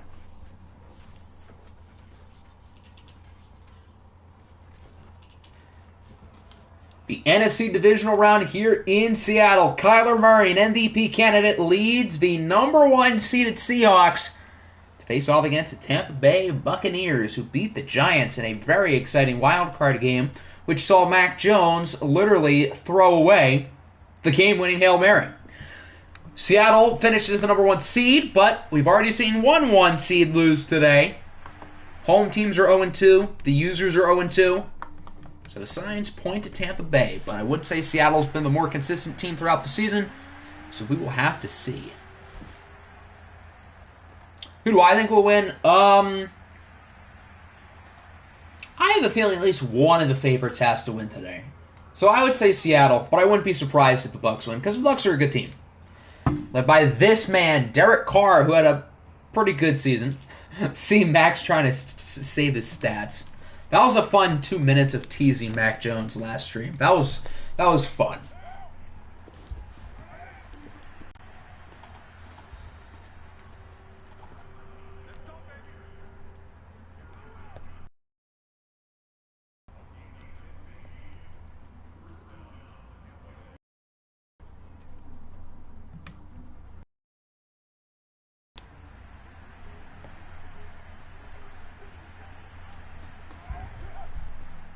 Carr has Superstar. I didn't realize that.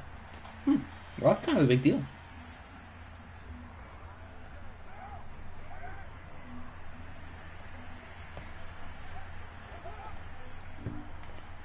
That will be forever brought up when talking about Mac in the OFL. What happens when Mac completes a Hail Mary, though? What happens then?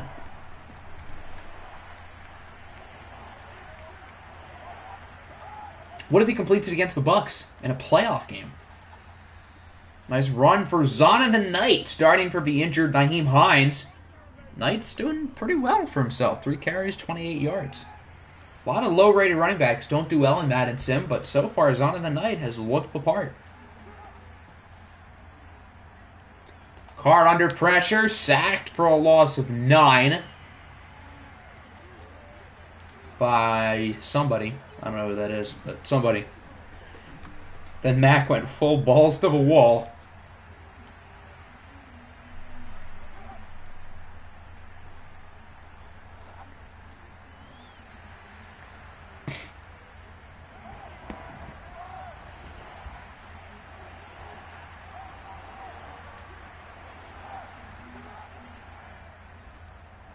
Now a 3rd and 18. Carr with a nuke for the end zone. He has a man open, but overthrows him.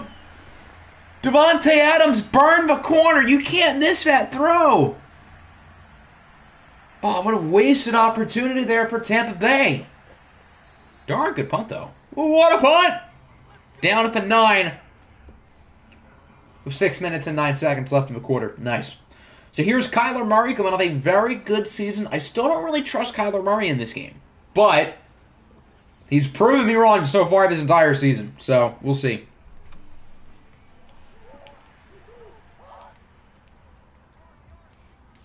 Adams is a beast, just ask your Cardinals. You're not wrong. Gotta watch out with saying nuke to the end zone. As long as I don't make a Kim Jong-un reference, I think I'm fine. Hopefully. Got new cleats today. The back of the heels say new speed. That's kind of fire. I need a quarterback, so give me trade offers, damn it. Well, I don't think there are many people who have quarterbacks who they like and want to trade. But if you can find someone, go for it. I thought it said Benny Smell for a second. I was like, what? Carr for a 7th. Oh, man, I was going to offer Carr for a future 7th. Darn. I'm not willing to go any higher. So I guess you have me beat.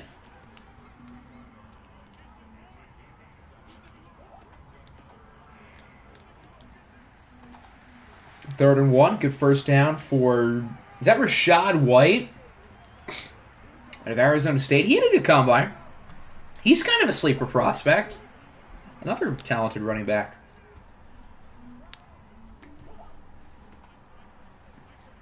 I raise you a 6. Damn, you guys are really putting in aggressive bids. A 6? Holy cow, that might be an overpay. I raise a 5th. Okay, you guys are getting a little bit much now. A whole 5th round pick.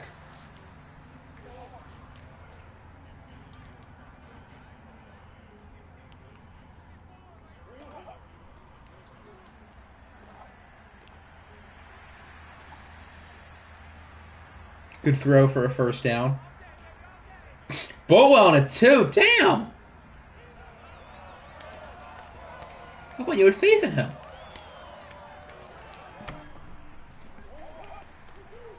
Fifth and Mason Rudolph. Come on, make it work.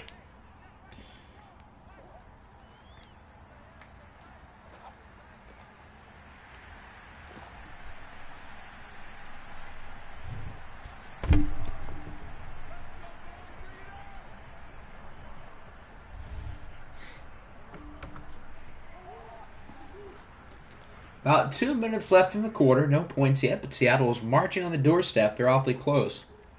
4 from PJ. Wow, you went from a 7 to a 4. That's a big jump. Guys are getting a little bit too big.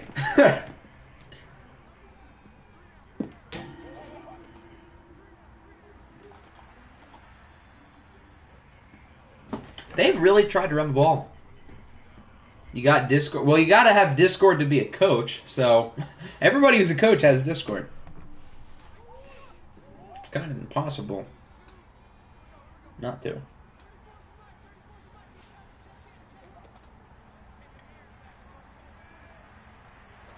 Third and 11, Kyler, the strike! Ooh, did he catch that? No, came out of his hands at the last second. That was a good throw, though. Kyler Murray making good throws in a playoff game? What? Never thought I'd see the day. Yeah, without Discord, there's no coaches. Unless I got everybody's phone number, that'd just be weird.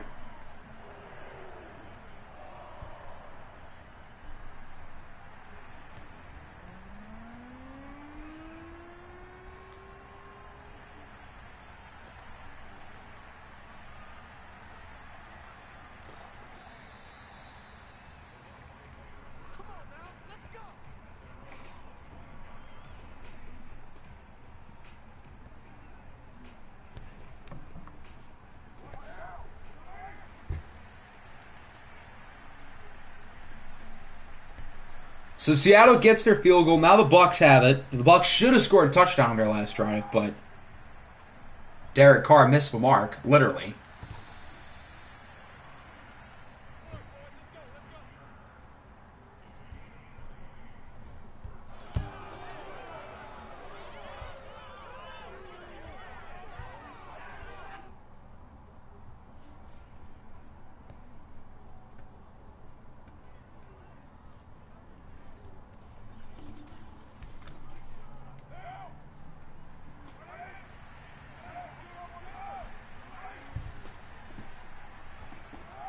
Down to 39 seconds here in the quarter. Another good throw.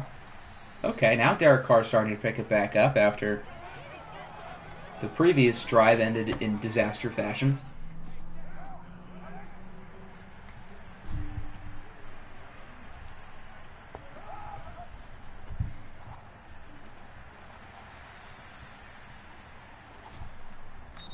All right, and so that ends the first quarter, 3-0. Whenever you call him Cracker, at first I was like, is he calling him a cracker? But then I realized Ian's thing says Cracker Gaming. I was going to say, what the hell? We're just referring to people as crackers now, huh?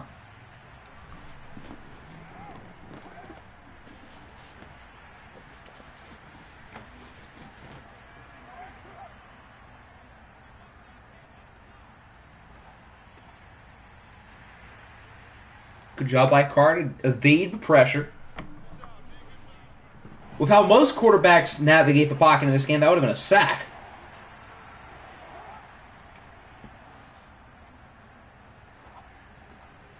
Third and 7. Nice play after the catch to the 10.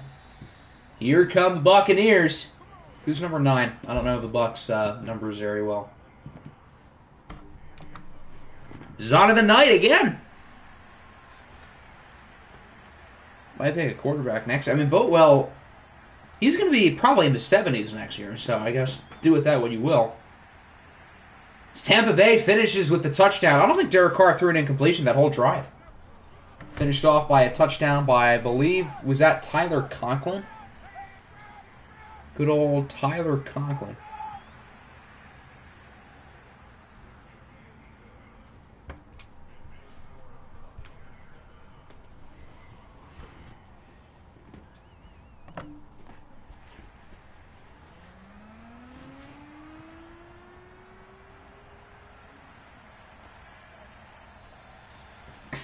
So Seattle has it back. They do allow a touchdown, but they're not really in a bad spot yet. If they don't score on this drive, then maybe that changes.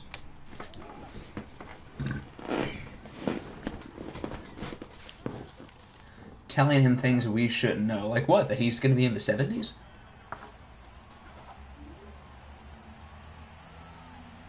Okay, these defensive backs, I swear, literally have bricks for hands. How do you not catch that? Kyler threw it right to both of them.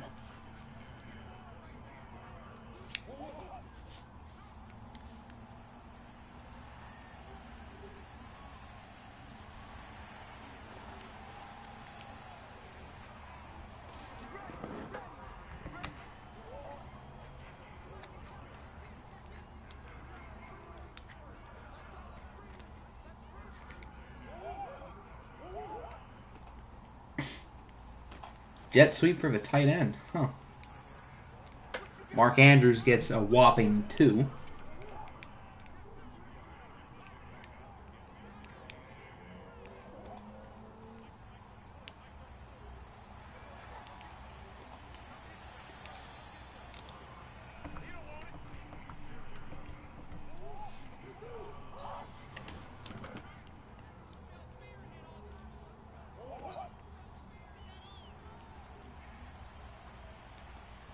Kyler now going to scramble like a madman, takes a shot to the other side of the field. Nobody covers Mark Andrews. That was like the Kittle play in overtime.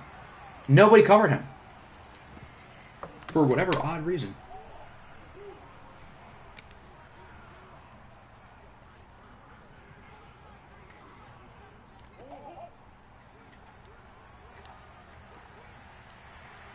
Short throw for a first down. This has been a very evenly matched game so far. Neither team has really looked all that much better than the other one.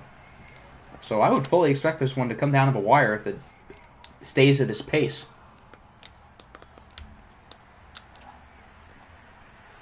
Kyler does score. It's Sammy Watkins with the touchdown. Sammy Watkins scored in a game other than week 1?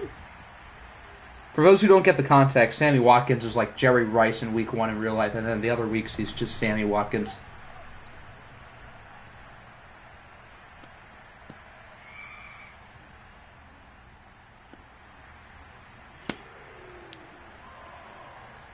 Mr. Shortman with the short throws, only wasting short seconds to put Seattle up by a short amount. With a short 4:25 left to go in the first half.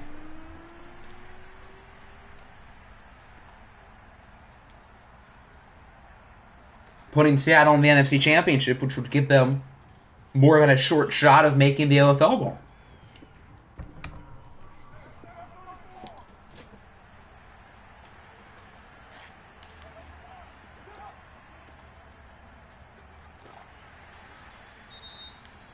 Ali Marpet is hurt. That's kind of the big deal. Bucks can't afford to lose him, just like in real life.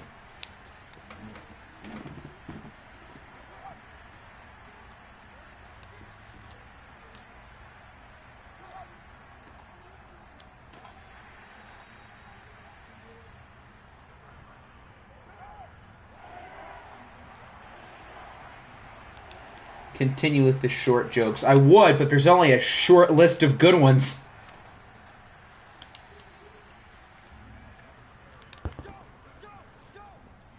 As the Bucks complete the 3rd and short with a nice little game.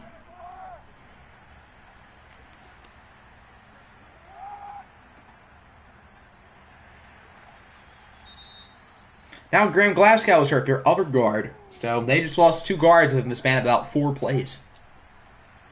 That's not particularly ideal.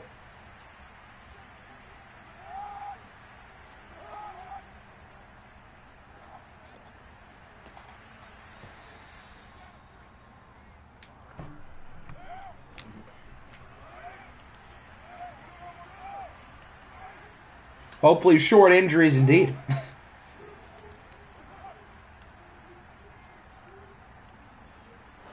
Carr under pressure from both defensive linemen. Again, should have been picked. These defensive backs have really short fingers. On both teams.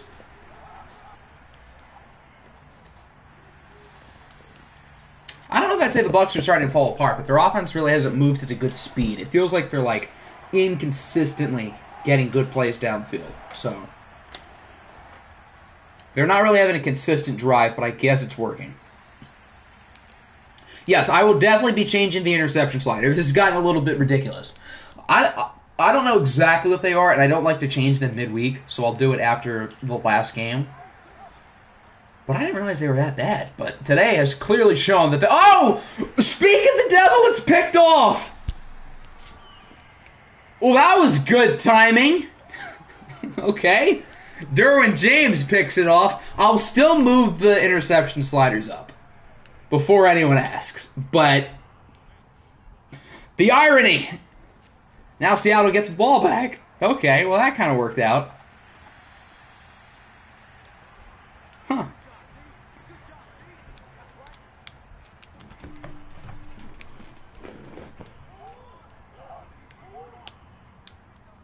Seattle has plenty of time, so they should be able to score. They should definitely be able to score. There's Keenan Allen. And the Seahawks start the ball in the third quarter, so Seattle can really put themselves in a good position here. As the Seahawks call timeout number 1.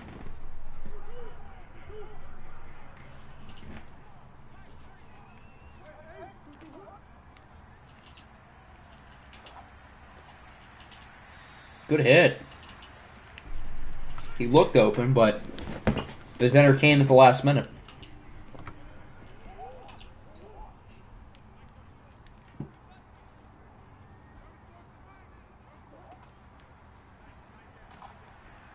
Kyler is sacked. Oh boy.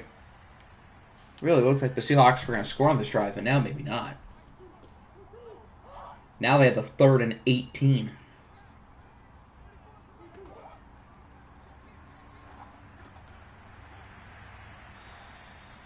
Okay, they have it at the 41. Bucks are not calling timeout. That's dumb. Does Seattle want to kick the field goal? Oh, they're just going to punt. Okay. So I guess I don't trust their kicker from 58. Are we going to get a water punt? No, that one's definitely in the end zone.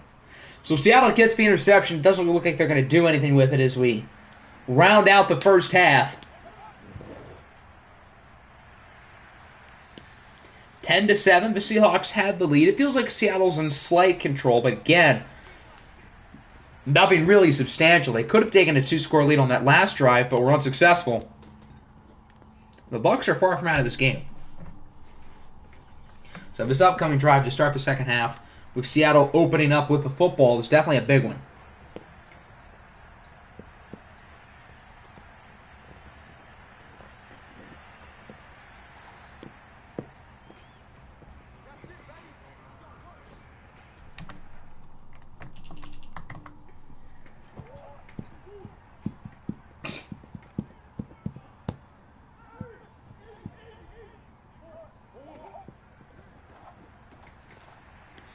So Seattle doesn't really have to battle against the clock here, which should give them a better opportunity to go at their own pace and score. But if the Bucs can get a stop here, then they'll be right back in it. Not that they're really out of it. They're only down by 3, but they could put themselves in a really good spot if they can get a stop.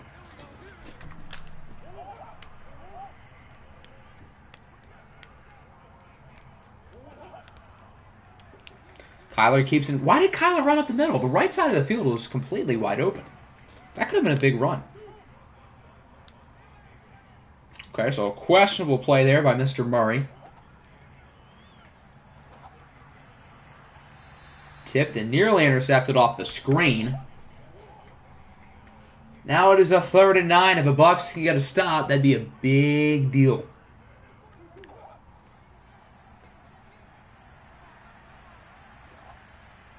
And Kyler throws it away. He could have ran for a decent gain. I don't know about a first down, but certainly something.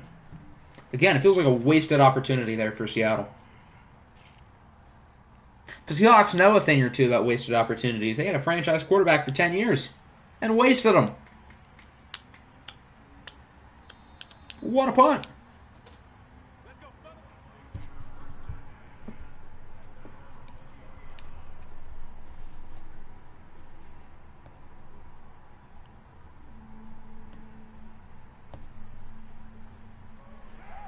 So the Bucs can take the lead back. Even with the interception, their defense has gotten 2 straight stops.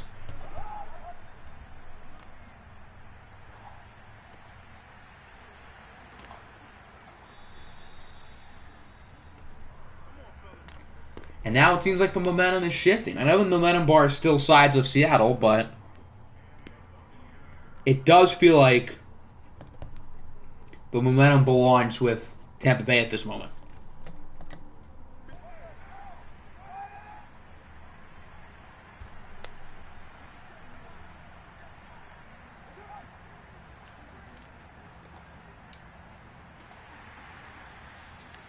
Boa has made strides, but Riley sucks out higher expectations. I mean, 72 overall running backs in this game are kind of just destined to fail if they're starting. So that was kind of not really going to work out from the beginning. And Boatwell, he has definitely made strides. We'll see if it carries on or if it's a fluke.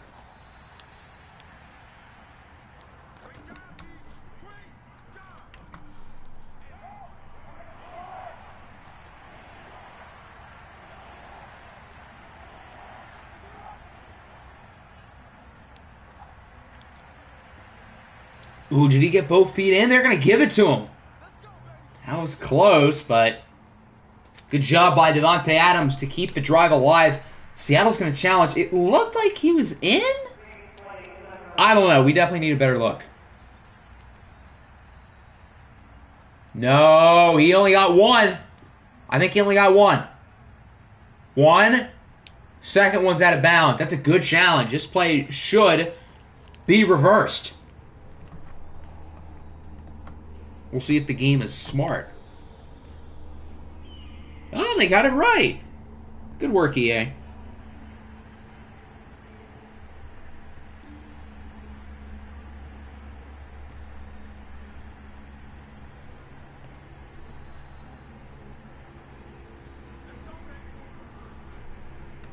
So the Bucks have to punt it. Seattle gets it back. Still up by 3. Both offenses have gone silent as of recent here. Very rare EAW. You're not wrong.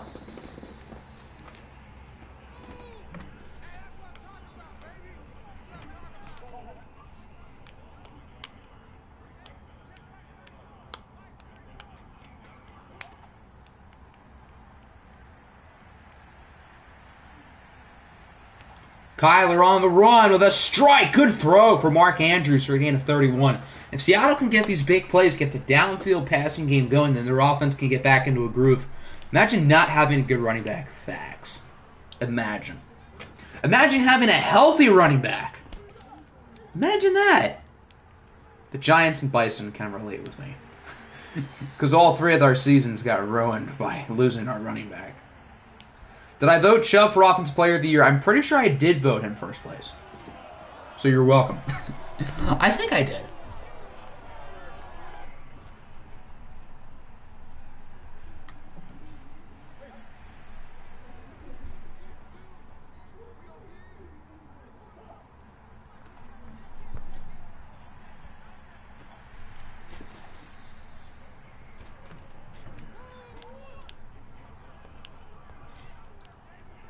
Did I vote Thibodeau for defense? I believe I voted him.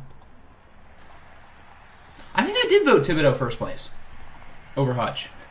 Right? Yeah. I voted Tibbs first and Hutchinson second.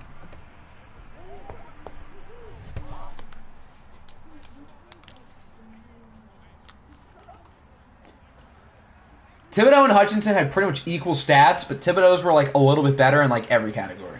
So, it's kind of hard not to pick them. Good play after the catch by Marquez Callaway. Seattle's getting awfully close to the end zone. If they make this a 2-score game with how their defense is played, they're in a good spot. They're in a real good spot.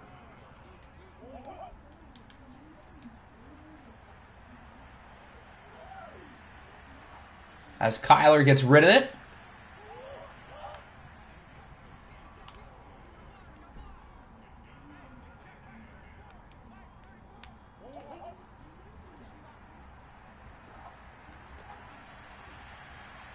Didn't really look like he was in bounds, but I guess they're going to give it to him.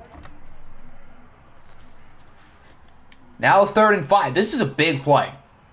If the Bucks get a stop, keep it within 1 possession, that'd be huge. But they're not going to do that. This is a touchdown for Mark Andrews. And so Seattle is up by 2 scores. 17-7. So now the Bucks have to score on this drive or else they are in trouble. If the Bucks don't score on this drive, we might start simming. But since it is only a 2-possession game, we will watch this possession, see how it goes.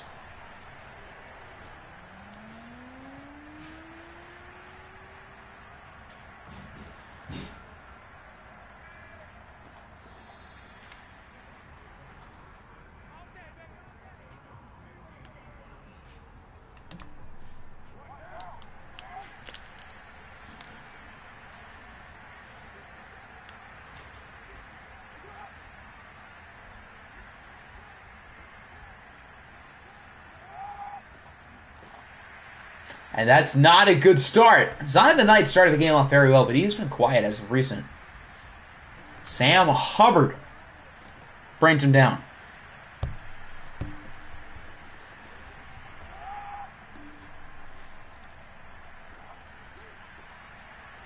It seems like Davante Adams is like the only guy on this team who can get open.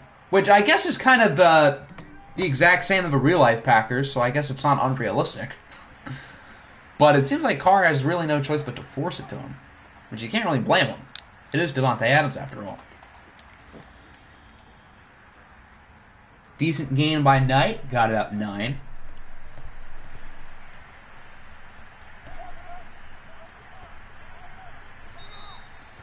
And that concludes the third quarter. The Seahawks add to their lead with a touchdown. They're in the driver's seat, but this game's not over. The Bucs still have the shot.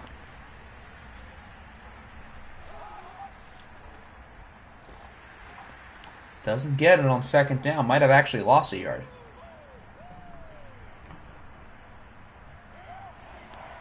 Third and 1. 5 receivers set. Interesting. They don't think they can run and get it. And I guess they were right. Davante Adams does convert. Another catch for Adams, continuing his busy day.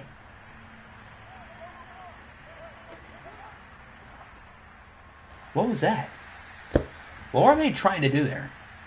It looked like they were trying to go for a screen, which I get it. But why did they throw it so close to, like, the line of scrimmage? Where all the linemen are. And Micah Parsons, who is about as fast of a player in the front seven as you can find.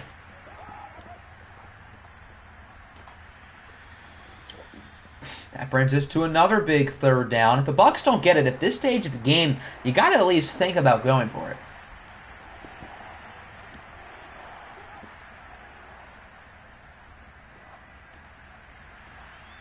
Okay, they do get it. Bucs are moving slowly, but they are moving.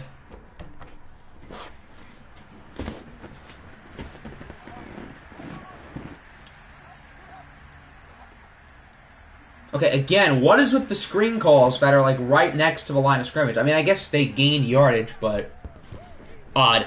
The Seahawks have the 29th ranked pass defense of the league, but their pass defense has been pretty good today.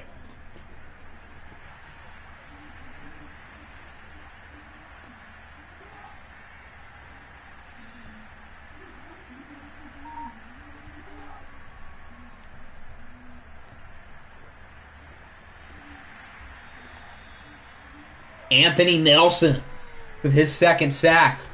Now we have another third down. The Bucs have been good on this drive on third down, but they've been third and shorts, just like Kyler. Short. Now it's third and long. Just like Stafford's Schwan. Hey, that rhymed. Oh, are they going to get it? No. They did get about 10.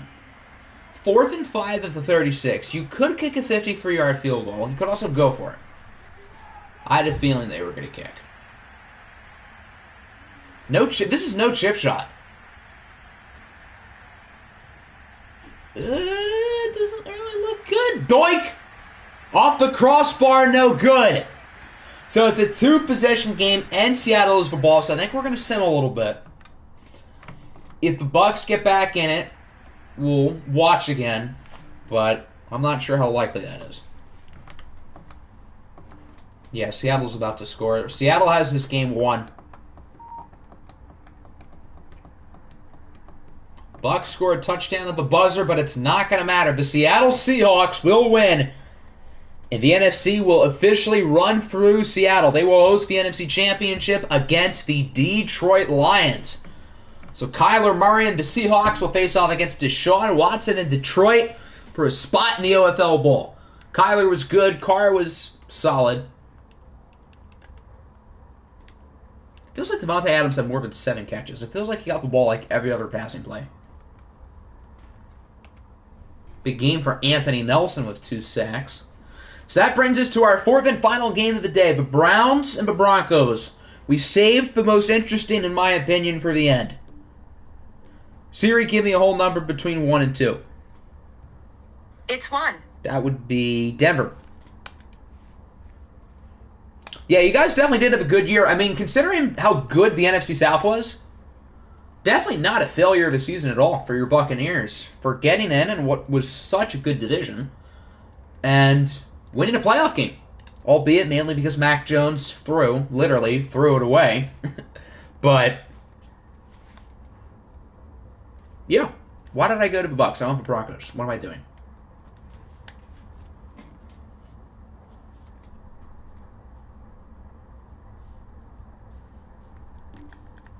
So Denver is really the only wild card team who I would say is a clear favorite. The ratings suggest it. They're an 85. The Browns are a 78. Do we want the home jerseys, aways? We could go with the color rushes, or we could go with a more traditional throwback. Not like this. This is just ugly. Do they have like a cool throwback in here? Maybe. Yeah, that's the one. So do we want the 1990 throwback, home, away, or color rush, which is like a modernized version of the throwback? Darker helmets and orange pants. And yes, we do get to see Russell Wilson in the Denver Broncos jersey.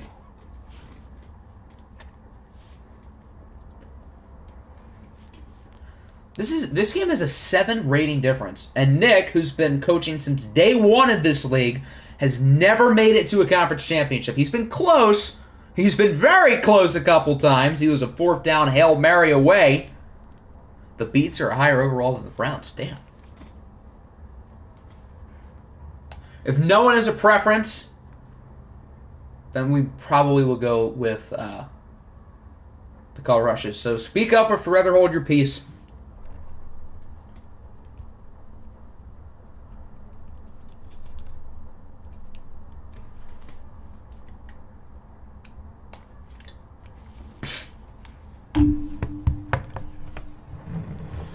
Creamsicles. What would the creamsicles be? Like the ugly ones? Oh, yeah, it's snowing. I forgot. It is snowing here in Cleveland, Ohio. That's fun. I mean, this is kind of the throwback. It's like the throwback, but like not old. But like the concept is like the same. The Browns won their first playoff game last week by the skin of their teeth over Elijah Chisholm, the New York Jets. The Broncos literally won by the skin of their teeth with 2 touchdowns in the final minute to defeat the Tigers, even though Tom Brady broke the record for the most passing yards in a game, even though Jamison Williams had the most receiving yards by any player in a playoff game ever in his playoff debut. The Broncos still won, thanks to the newest edition of the Broncos in real life, Russell Wilson. So the Browns will start on offense first. So this means we get a look at Matt Corral, Javonte Williams, and the Cleveland Browns. Nick, when he was the Toronto Thunderbirds last year, had a bunch of snow games. I feel like he lost a lot of them. So we'll see if they can carry over the theme here today. Featuring Corral, who was arguably the best rookie quarterback, 26 tutties and 10 interceptions. He had an okay playoff debut. He wasn't great. He was better than his counterpart, Elijah Chisholm.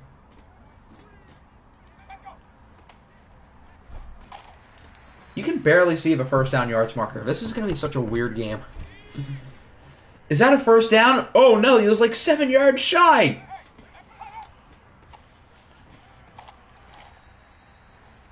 Jamison Williams, Offensive Rookie of the Year. I don't disagree. James Williams was pretty darn good for the Tigers. 3rd and 4, Corral goes short for his running back. I think he got it. Was that Swift or was that Javonte? Oh, that was Swifty. DeAndre Swift with the first down. In the watched games we've seen of Cleveland, they throw an abnormal amount of checkdowns. Like, it's a scary amount. So for their sake, hopefully they don't do that. For their sake and for our sake of watching a good football game.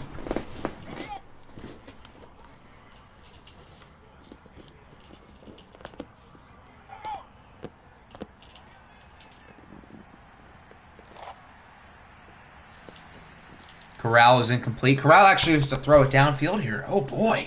Is he actually going to do it? That's what I want to know. 3rd and 11.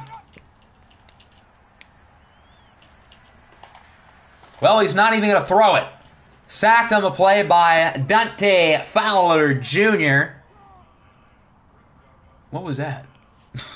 Well, it looks like they're going to have to punt it. So now we get to see Russell Wilson, Michael Thomas, David Montgomery, Kyle Pitts, and the loaded Denver Bronco offense who scored 42 points last week en route to a crazy win over Tom Brady and the Tigers.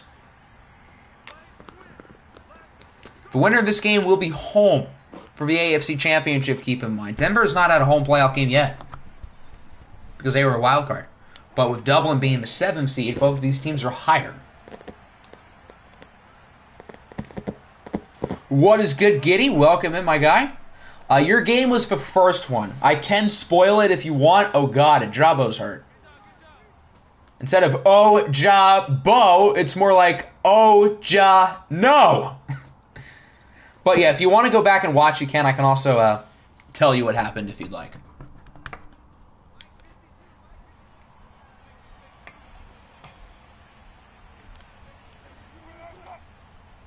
All right, no one spill the beans.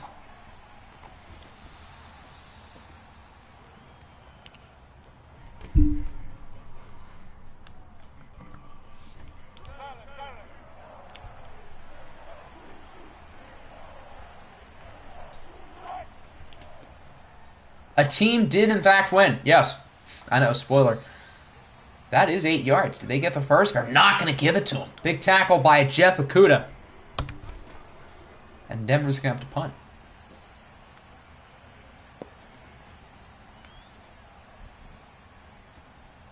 Yeah, believe it or not, it was not a tie. Ooh, nearly a water punt. That was close.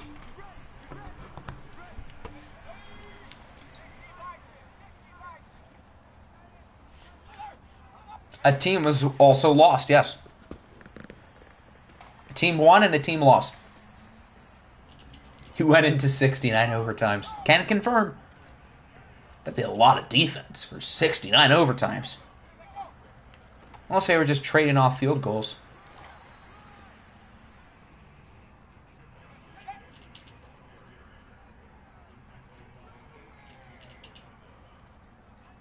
Although that wouldn't really make sense. So, no. 3rd and 5, I don't think he got it. Matt Corral with the signature check down for DeAndre Swift.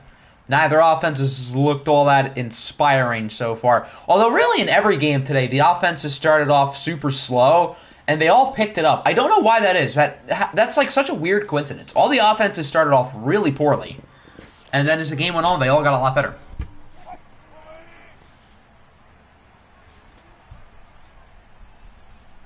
The Seahawks ended up winning by, I believe, 10.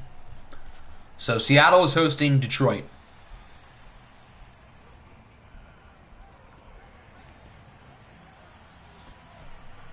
If Seattle wins, you guys can say you almost beat the OFL World Champs.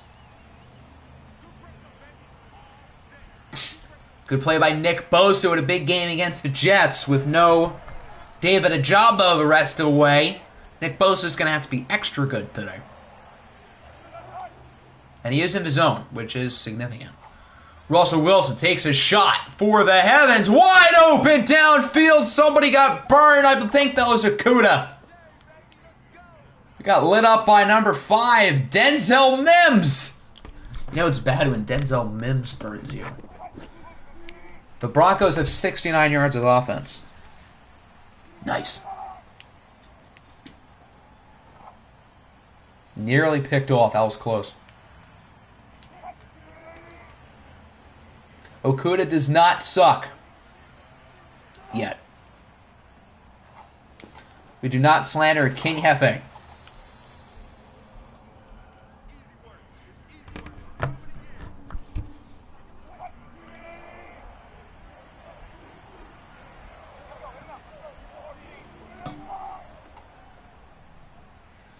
There's Montgomery, cuts to the outside. He is in for a touchdown. And the Broncos will strike first. Okudah should get traded from the OFL or the NFL. Definitely not the NFL. We really have no reason to get rid of him. It's not like his value's high. Okudah sucks in the OFL. Okay, that's a lot better. He does kind of suck in the OFL, I'm not going to lie. He got burned a couple times last week against the Jets. And now here against the Denver Donkeys. If Denver wins this game, I feel like they'd be the favorite. Because they are still quite a bit better than the Shamrocks. And Denver's looked the best of all the watch teams in the playoffs, at least on offense. And defensively, it's not their fault that Tom Brady threw for the most passing yards in a game ever. Although I guess it is probably a little bit their fault. But it was more so Brady and his track team of receivers. Matt Corral under pressure, gets rid of it. Behind the Pioneer, of course. Wink, wink. Giddy said he went back already, though.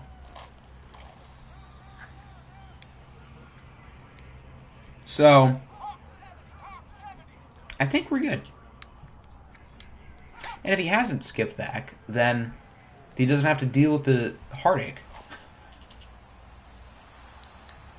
Corral hit as he throws incomplete. The Browns' offense looks very bad. And they've had some bad games this year. So I guess this isn't really like a total surprise. But the Broncos did allow the most passing yards in a game ever last week. So it's not like their defense is like insane or anything.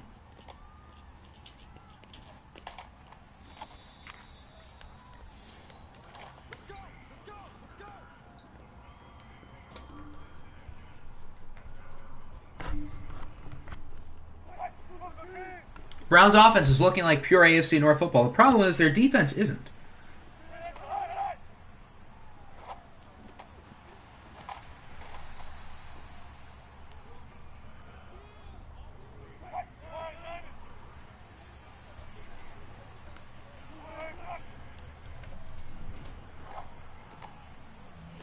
Second and 6. Nice throw up the middle. The Broncos continuing their stellar first quarter.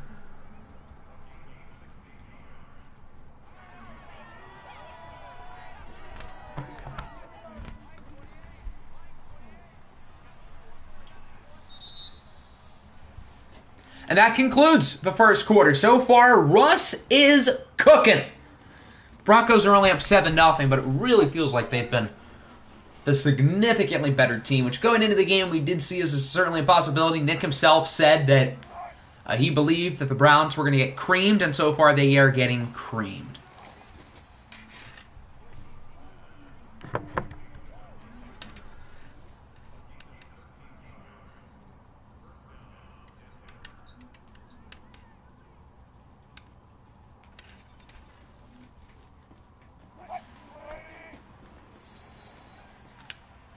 I would say Russ with this Denver is even more lethal.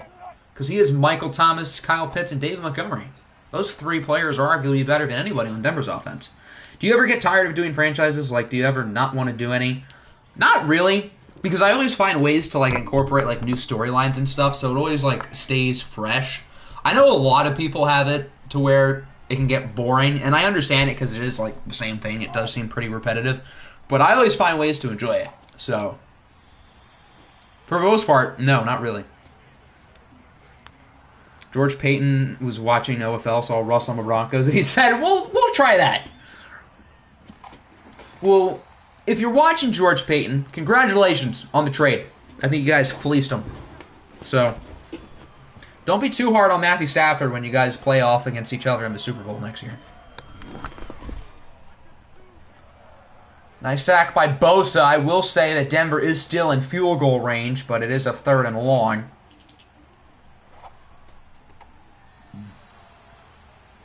And they only get about 3. So they should be able to tack on the points. The Browns started the ball, didn't they? Yeah, they did. So Cleveland kind of has to score here or else they are in trouble with a capital T. Currently, they're in trouble with a lowercase t. They're walking towards the panic button, but they're not ready to press it. If Vaughn leaves to Denver, then AD might not. I still think Aaron Donald will be back. I mean, Von Miller's a big loss, but he's also only one person. So, you can do without him, I guess. Although, it'd be a big deal. But I'd be very surprised if Aaron Donald left.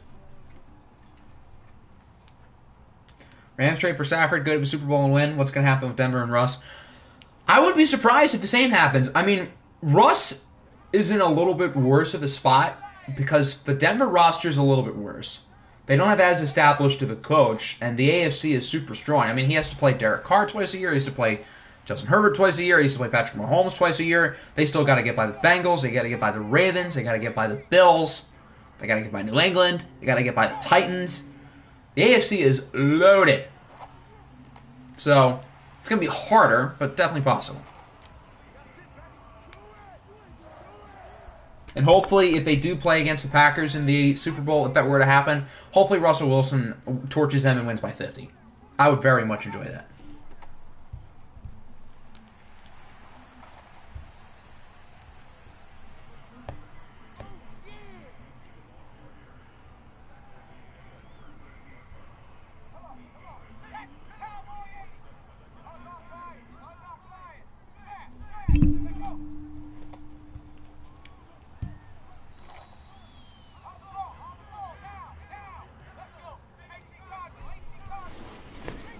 Cleveland is moving the ball fairly nicely so far. They do the 3rd and inches, though. He got it. Not by much, but he did get it.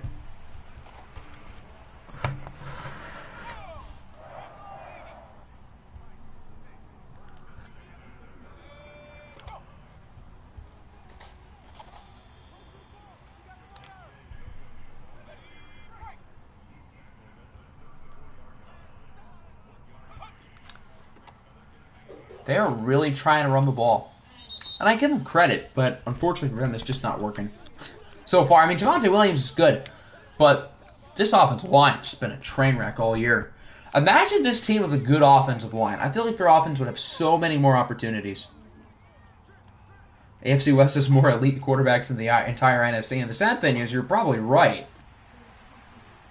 I mean, other than Rodgers and Stafford, I would arguably pick Carr over everybody. Maybe Kyler, but other than that, I'd pick Carr over everybody. And he's the worst quarterback in that division. Yeah, Mike Williams got 3 years, 60.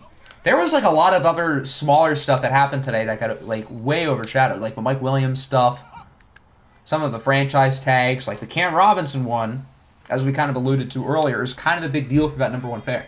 And the only team who really loses because of that is us. So, yippee.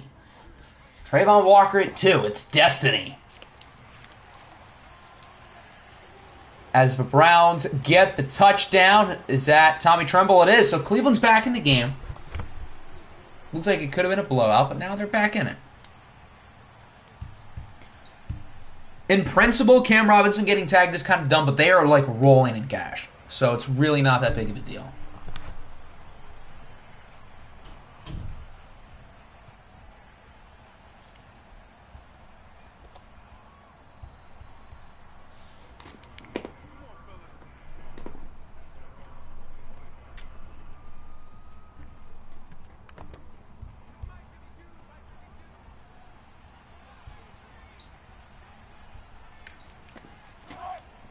Denver still has time, and remember, they start with the ball in the second half, which is sort of a big deal. That's a good start as Kyle Pitts gets 16. Josh Gordon just re-signed with the Chiefs. Did Josh Gordon, like, even do anything last year? Soon to be suspended, probably. Josh Gordon didn't even, like, play. That feels like a meaningless signing.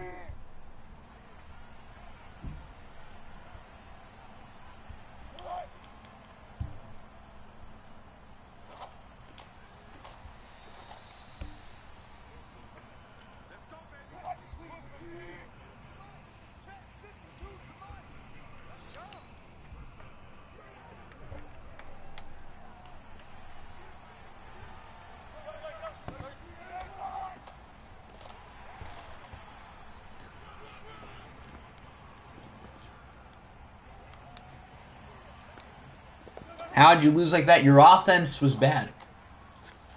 That's really my only reasoning. The Pioneers did score a touchdown. That's right. They only had 9 points because they missed the extra point. But yeah, you guys are 1 and done. Back to the drawing board.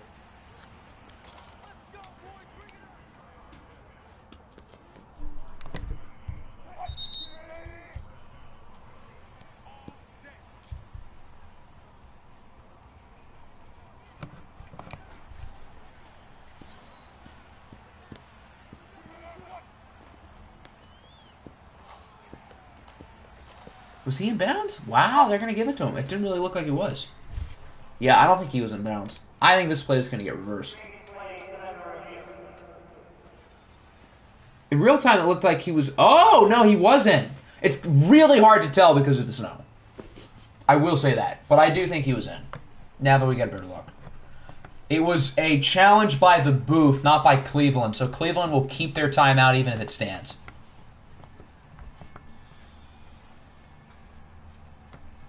Which it rightfully does stand. Okay, that was the right call.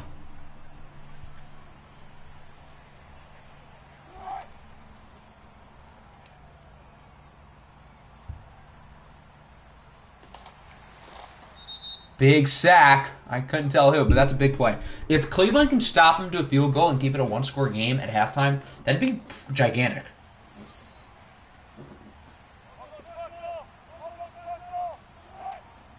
Second and 13. Russ misses the pass. I'm dumb. Now it's 3rd and long. This, in my opinion, is the biggest play of the game so far. If Cleveland can get a stop, especially considering they all 3 timeouts, keep in mind, maybe they can do something on offense.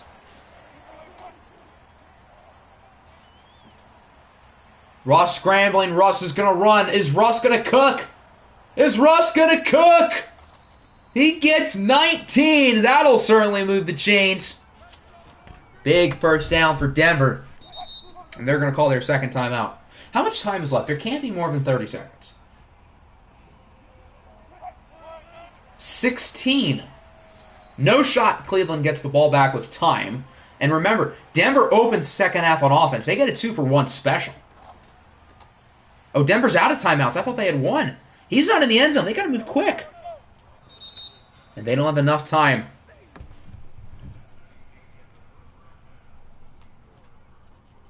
So Denver is a yard short of scoring. They're still winning, and they still start with the ball. But it's a 3-point game. Cleveland catches a massive break.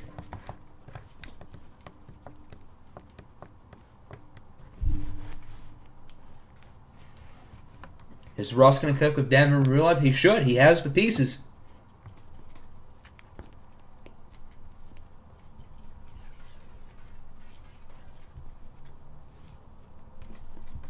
So Denver can still be up by 2 scores on this drive, but it feels like they had a real opportunity there and wasted it. So now Cleveland is definitely back in the game. Judy's finally going to be good. What was that? I didn't quite catch that. But yeah, Judy's going to be much better, which is fun because I had Jerry Jeudy as wide receiver 1. And he could still be wide receiver 1, at least of those top 3 guys. It was him, CeeDee Lamb, and Henry Ruggs. And one of those guys is already out of the race for obvious reasons.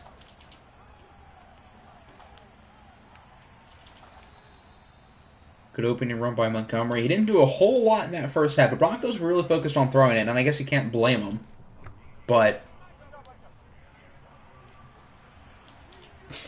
yeah, well, those guys also said that Damon Arnett was a better prospect than Jeff Okudah, which I guess Okudah has been bad, but still. To be irrationally high on Damon Arnett and Cleveland Ferrell and Alex Leatherwood and Jonathan Abram. Their only good first-round pick was a running back, and even so, that wasn't even that good of a pick. So, it's unfortunately we can't meme the Raiders drafting, but again, now we have the Seahawks back. So at least we have them to make fun of.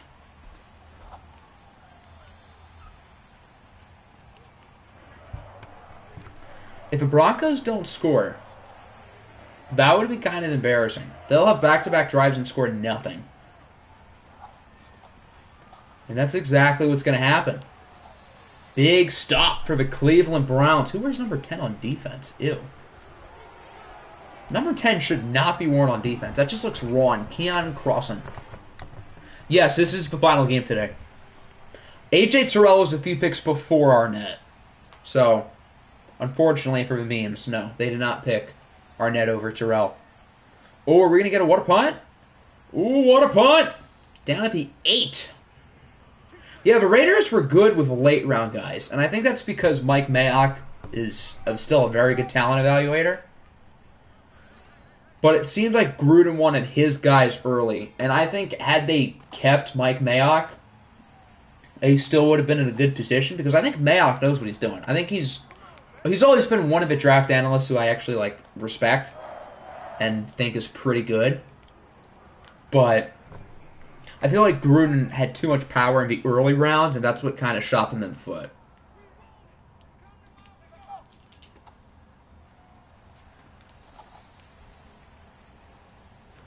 Five for Javonte.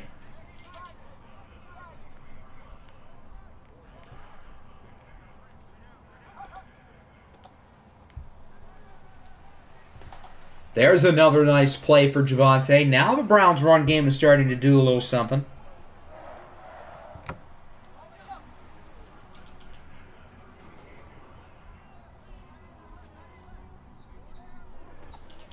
Yeah, I think Gruden had a lot of say in the early rounds, so he could get his guys, and then Mayock probably had more power in the late rounds, or at least he was better at finding guys late down the board, like Max Crosby, like Hunter Renfrow, etc., like Nate Hobbs.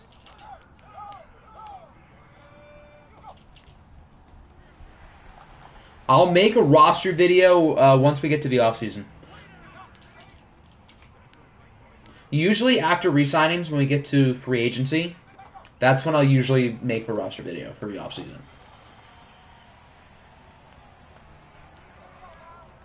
It's usually right before free agency and right after the draft going into preseason. Those are the 2 times this season that we get a roster video.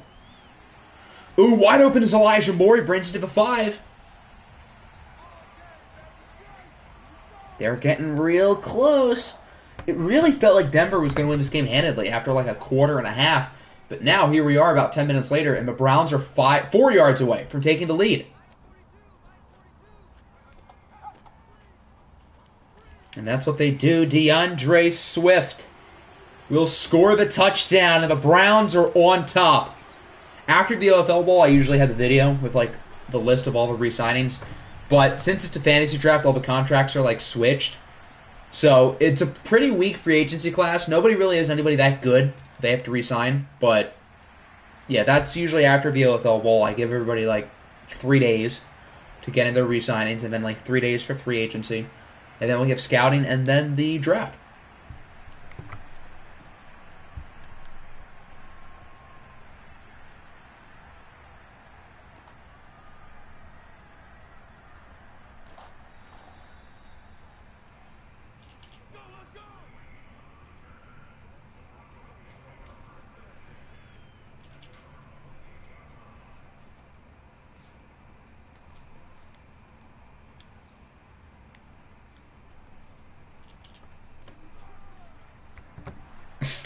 I mean, was Gruden the one who brought in Waller, though?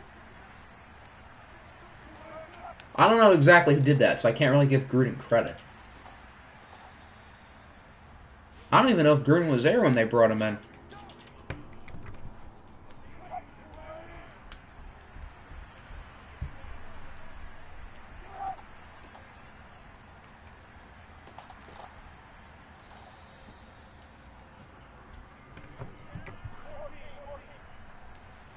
Denver's offense is getting back to work. They have a lot of work to do. They were up 10-0. It really looked like they were in a good spot. Now they're losing.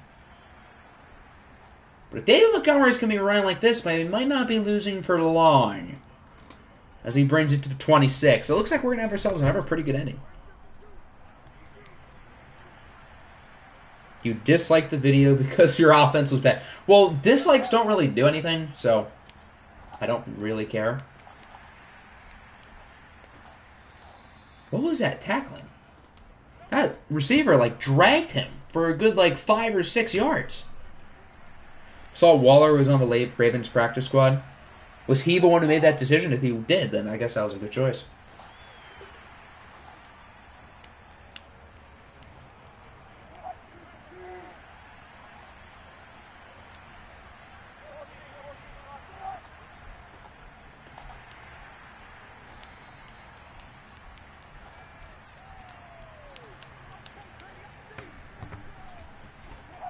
About 30 seconds left in the quarter. Cleveland does not have a whole lot of time left. Denver does not have a whole lot of time here before the quarter ends.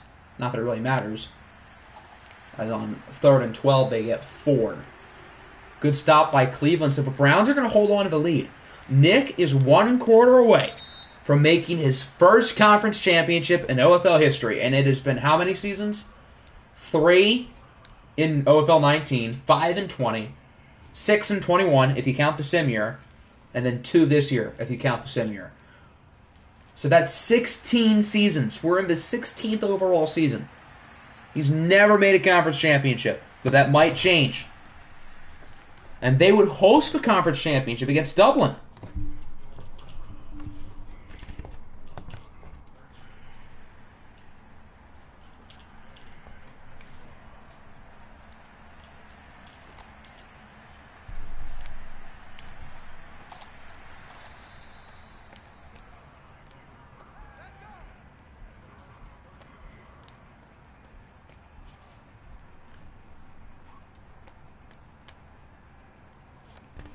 And it would be a divisional game, you're right. Because both teams are in the AFC North. Oh, God, I don't even want to think about an all AFC North Conference championship. Jesus Christ, that'd be ugly. That'd be ugly. The winner of that game would win like 7-3. Or no, even better, 7-5. Got to throw a safety in there. Browns win 7-5.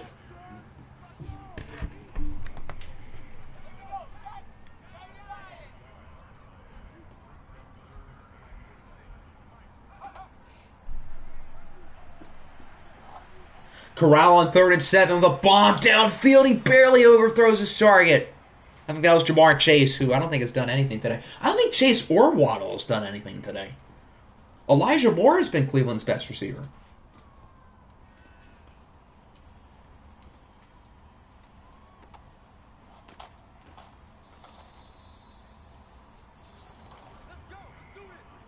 Is this the first season with an OFL? So this is the second one in OFL 22. And it's our 16th overall OFL Bowl. So the upcoming OFL Bowl will be OFL Bowl 16. But this is our second OFL Bowl in Madden 22. And it's our first... Ooh, actually going to pick 6. It'll be the first, like, actual season with an OFL Bowl. Because last year was the sim year. What do you mean you don't want to see an AFC North Conference Championship game? That'd be fun, but it'd be ugly. 7-5 would be the final score, I guarantee. Need it. I need a safety. Who's Dublin's best pass rusher? DeMarcus Lawrence. Marcus Lawrence gets a safety. There you go. But with how Denver's looked so far in the here in the 4th quarter, I don't think Denver wants an all AFC North Conference Championship because they've looked good in the past 2 minutes.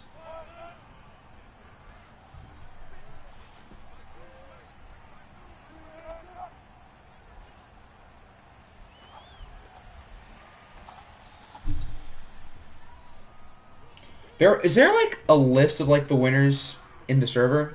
If not, I can make like a tab of like all the teams who have won it. DeMarcus Lawrence hasn't been officially cut, but like he might get cut. I think there's like the rumor that's been swirling around. Amari Cooper I think is like a sure thing, but Lawrence I'm not entirely sure. But that does seem pretty likely. So 69 yards allowed today. I assume 69 rushing yards? Because it's definitely not 69 total yards. 3rd and inches, they got it. Oh, no, he was out of bounds. And they're kicking the field goal. What? Guys, serious question. What do you think you have a better chance of doing? Kicking a 56-yard field goal in the snow or going for it on 4th and inches with one of the best power backs in the league? Just out of curiosity. Those are normally the plays that Madden would do against Nick. Now Madden is helping Nick. I don't think I've ever seen Madden help Nick in a divisional round playoff game. So, I am confused. Madden's going to screw over the other team to help Nick win a divisional round playoff game. That's when you know the world is like shaking. Going for it. Going for it was the correct answer to the question. The ceiling is higher by going for it. The floor is higher than going for it. The only thing lower would be the stupidity level. Cleveland doesn't do anything, though. DeAndre Swift loses a couple yards. Was this Denver's logic? If they don't get it, they'll punt it immediately? That's still flawed logic. Or we're going to get a what a punt?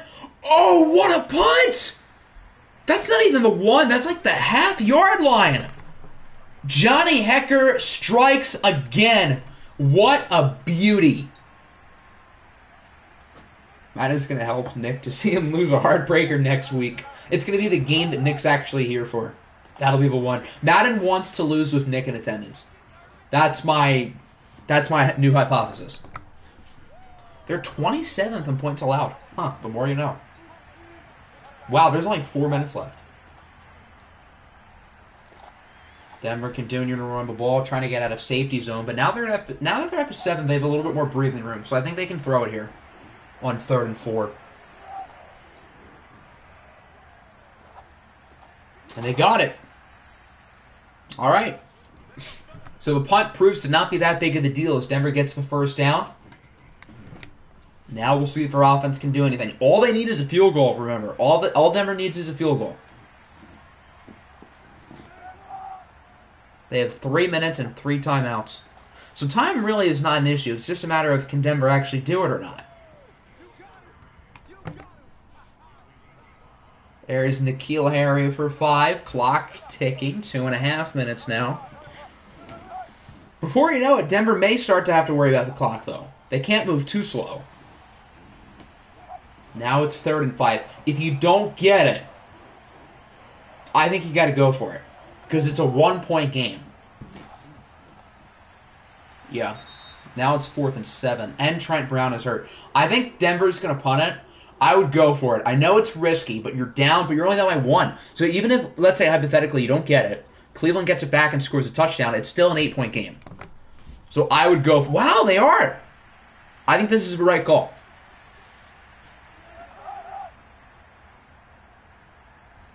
Russ is going to take a shot for the heavens. 1-on-1, it's incomplete. So the Cleveland Browns get the stop. All they need to do is choose some clock and pull off the upset to send Coach Nick to his first conference championship ever.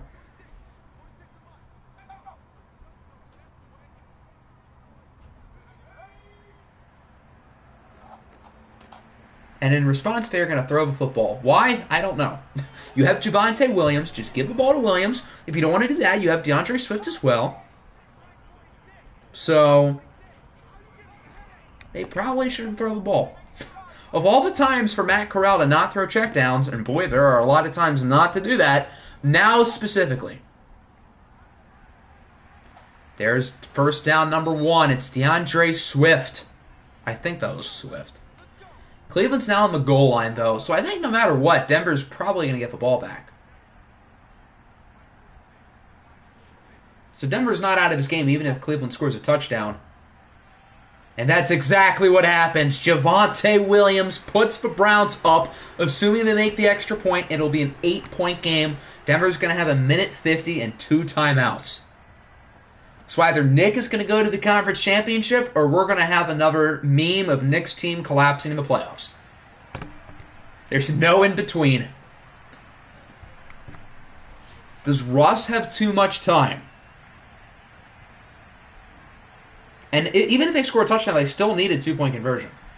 So, Broncos' chances are slim, but that's also what we said when Nick was winning and it was a 4th and long last year in the divisional round. when Alexei Smirnov launched up a Hail Mary. And for those who were here last year, we all know how that ended.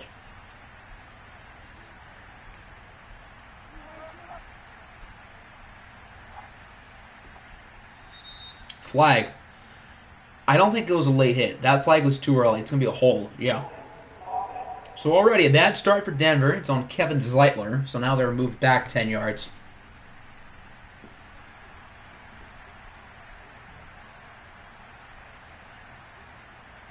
Damn, everyone wants Nick to lose. Why are they running the ball? What a weird call. You don't have a lot of time here. It's 2nd and 18. It's not like it was 1st and 2. Now they're throwing check down. Does Denver want to lose this game? Or are they going to launch like a prayer on 4th down and it'll be tipped and caught? Because Nick's playoff luck. 3rd and 15. Russ on the run. Nearly picked off. So this is it. If they don't get it here, it's game over. For all the marbles. The Browns are one stop away from sending Nick to the AFC Championship. Not so fast, Cowboy! Michael Thomas brings it to the 26 by mossing the defender. Okay, Denver stays alive. Down to 45 seconds. Incomplete. That does stop the clock, though. It gives Denver an opportunity to catch their breath. I think we all kind of knew Madden was going to come up with some BS. They weren't going to let Nick off so easy. They're not going to make it that... They're not going to hand him an AFC Championship appearance. It doesn't work like that from EA. Russ now, the shot for the end zone. Ooh, good play on defense. Was that Okuda? Hell yeah, Okuda. Now it's 3rd and 10, down to 39 seconds from the 26. Russell Wilson's going to scramble. Why would you make that throw? They lost 5, so now it's 4th and 15. Again, this is it. Denver needs 15 yards to keep their season alive. Russell Wilson under pressure takes a shot for the end zone. It's incomplete. And the Cleveland Browns are going to win the game. Cleveland should never have made the playoffs in the first place, and now they're going to host the AFC Championship. Neither Cleveland or Dublin should have made it, if we're being brutally honest. Nick's football team made the conference championship. It took him over 3 years, and he has had a lot better team. This is one of his worst teams, if we're being honest. This is one of the worst teams, in my opinion, he's assembled. Largely because they're young and inexperienced, but his teams from the past OFLs would kill this team. They'd kill them. But by some sort of magic, Cleveland Browns are moving on, and the Denver Broncos, who I thought were the best team left in the playoffs once the Pioneers lost, they're out as well. Russ did not cook, although he wasn't bad. Corral was fine. It felt like Denver had the ball for a very long majority of this game. Javonte and Montgomery were both fine. The 5 leading receivers, reception-wise, were all on Denver. Jamar Chase and Jalen Waddle combined for 1 catch for 6 yards, and the Browns still won. Remarkable. Yet last week, Denver allows Jamison Williams to get 260 yards, and the Broncos win. Because Madden logic. So I would say 3 of those 4 games ended in an upset. I think the only team who was supposed to win, who ended up winning, was Seattle. And of the 4 favorites, the one I was least confident in going into today was Seattle. I was pretty confident in Atlanta. I was pretty confident in Denver. And I was pretty confident in Salt Lake City. And they all lost. What a wild week of games. We had some really good endings. The Lions-Falcons game, I think, was definitely the best game today. This one was probably second.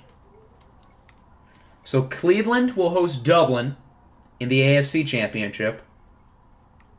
Seattle will host Detroit in the NFC Championship. So the Browns, Pioneers, Seahawks, and Lions. 4 teams who have never won an OFL Bowl. None of these teams I don't think have ever played in an OFL Bowl. None of these coaches have ever won an OFL Bowl. Lucario for the Shamrocks, he's never made it this far. Nick has obviously never made it this far. Jose for the Lions has never made it this far. And then RMP for the Jaguars, he's made it to an OFL Bowl, but he lost. So RMP is the only one who's gotten this far. But none of these coaches have ever won an OFL Bowl. So somebody's going to get a ring. That's pretty cool. I'm happy that it's not like a CPU team. Because I know we had quite a few of those in the playoffs. But, yeah. So that's going to conclude today's stream. Our 4 divisional round games in the books. Cleveland, Dublin, Seattle, and Detroit. One of these teams is going to win the OFL Bowl. I think we're going to stream the conference championship games. As I originally said on Saturday, I think I will stick with my original plan of streaming these 2 games on Friday and the OFL Bowl on Sunday. I'm going to make sure it doesn't coincide with Selection Sunday because that's one of the most exciting days of the year for me. So I'm probably going to stream the OFL Bowl earlier, like 3 o'clock. What's good, Blade Raven? You came in at a fitting time because I'm going through my outro spiel. Actually, we forgot to check injuries, so we'll do that now. And then we'll wrap up.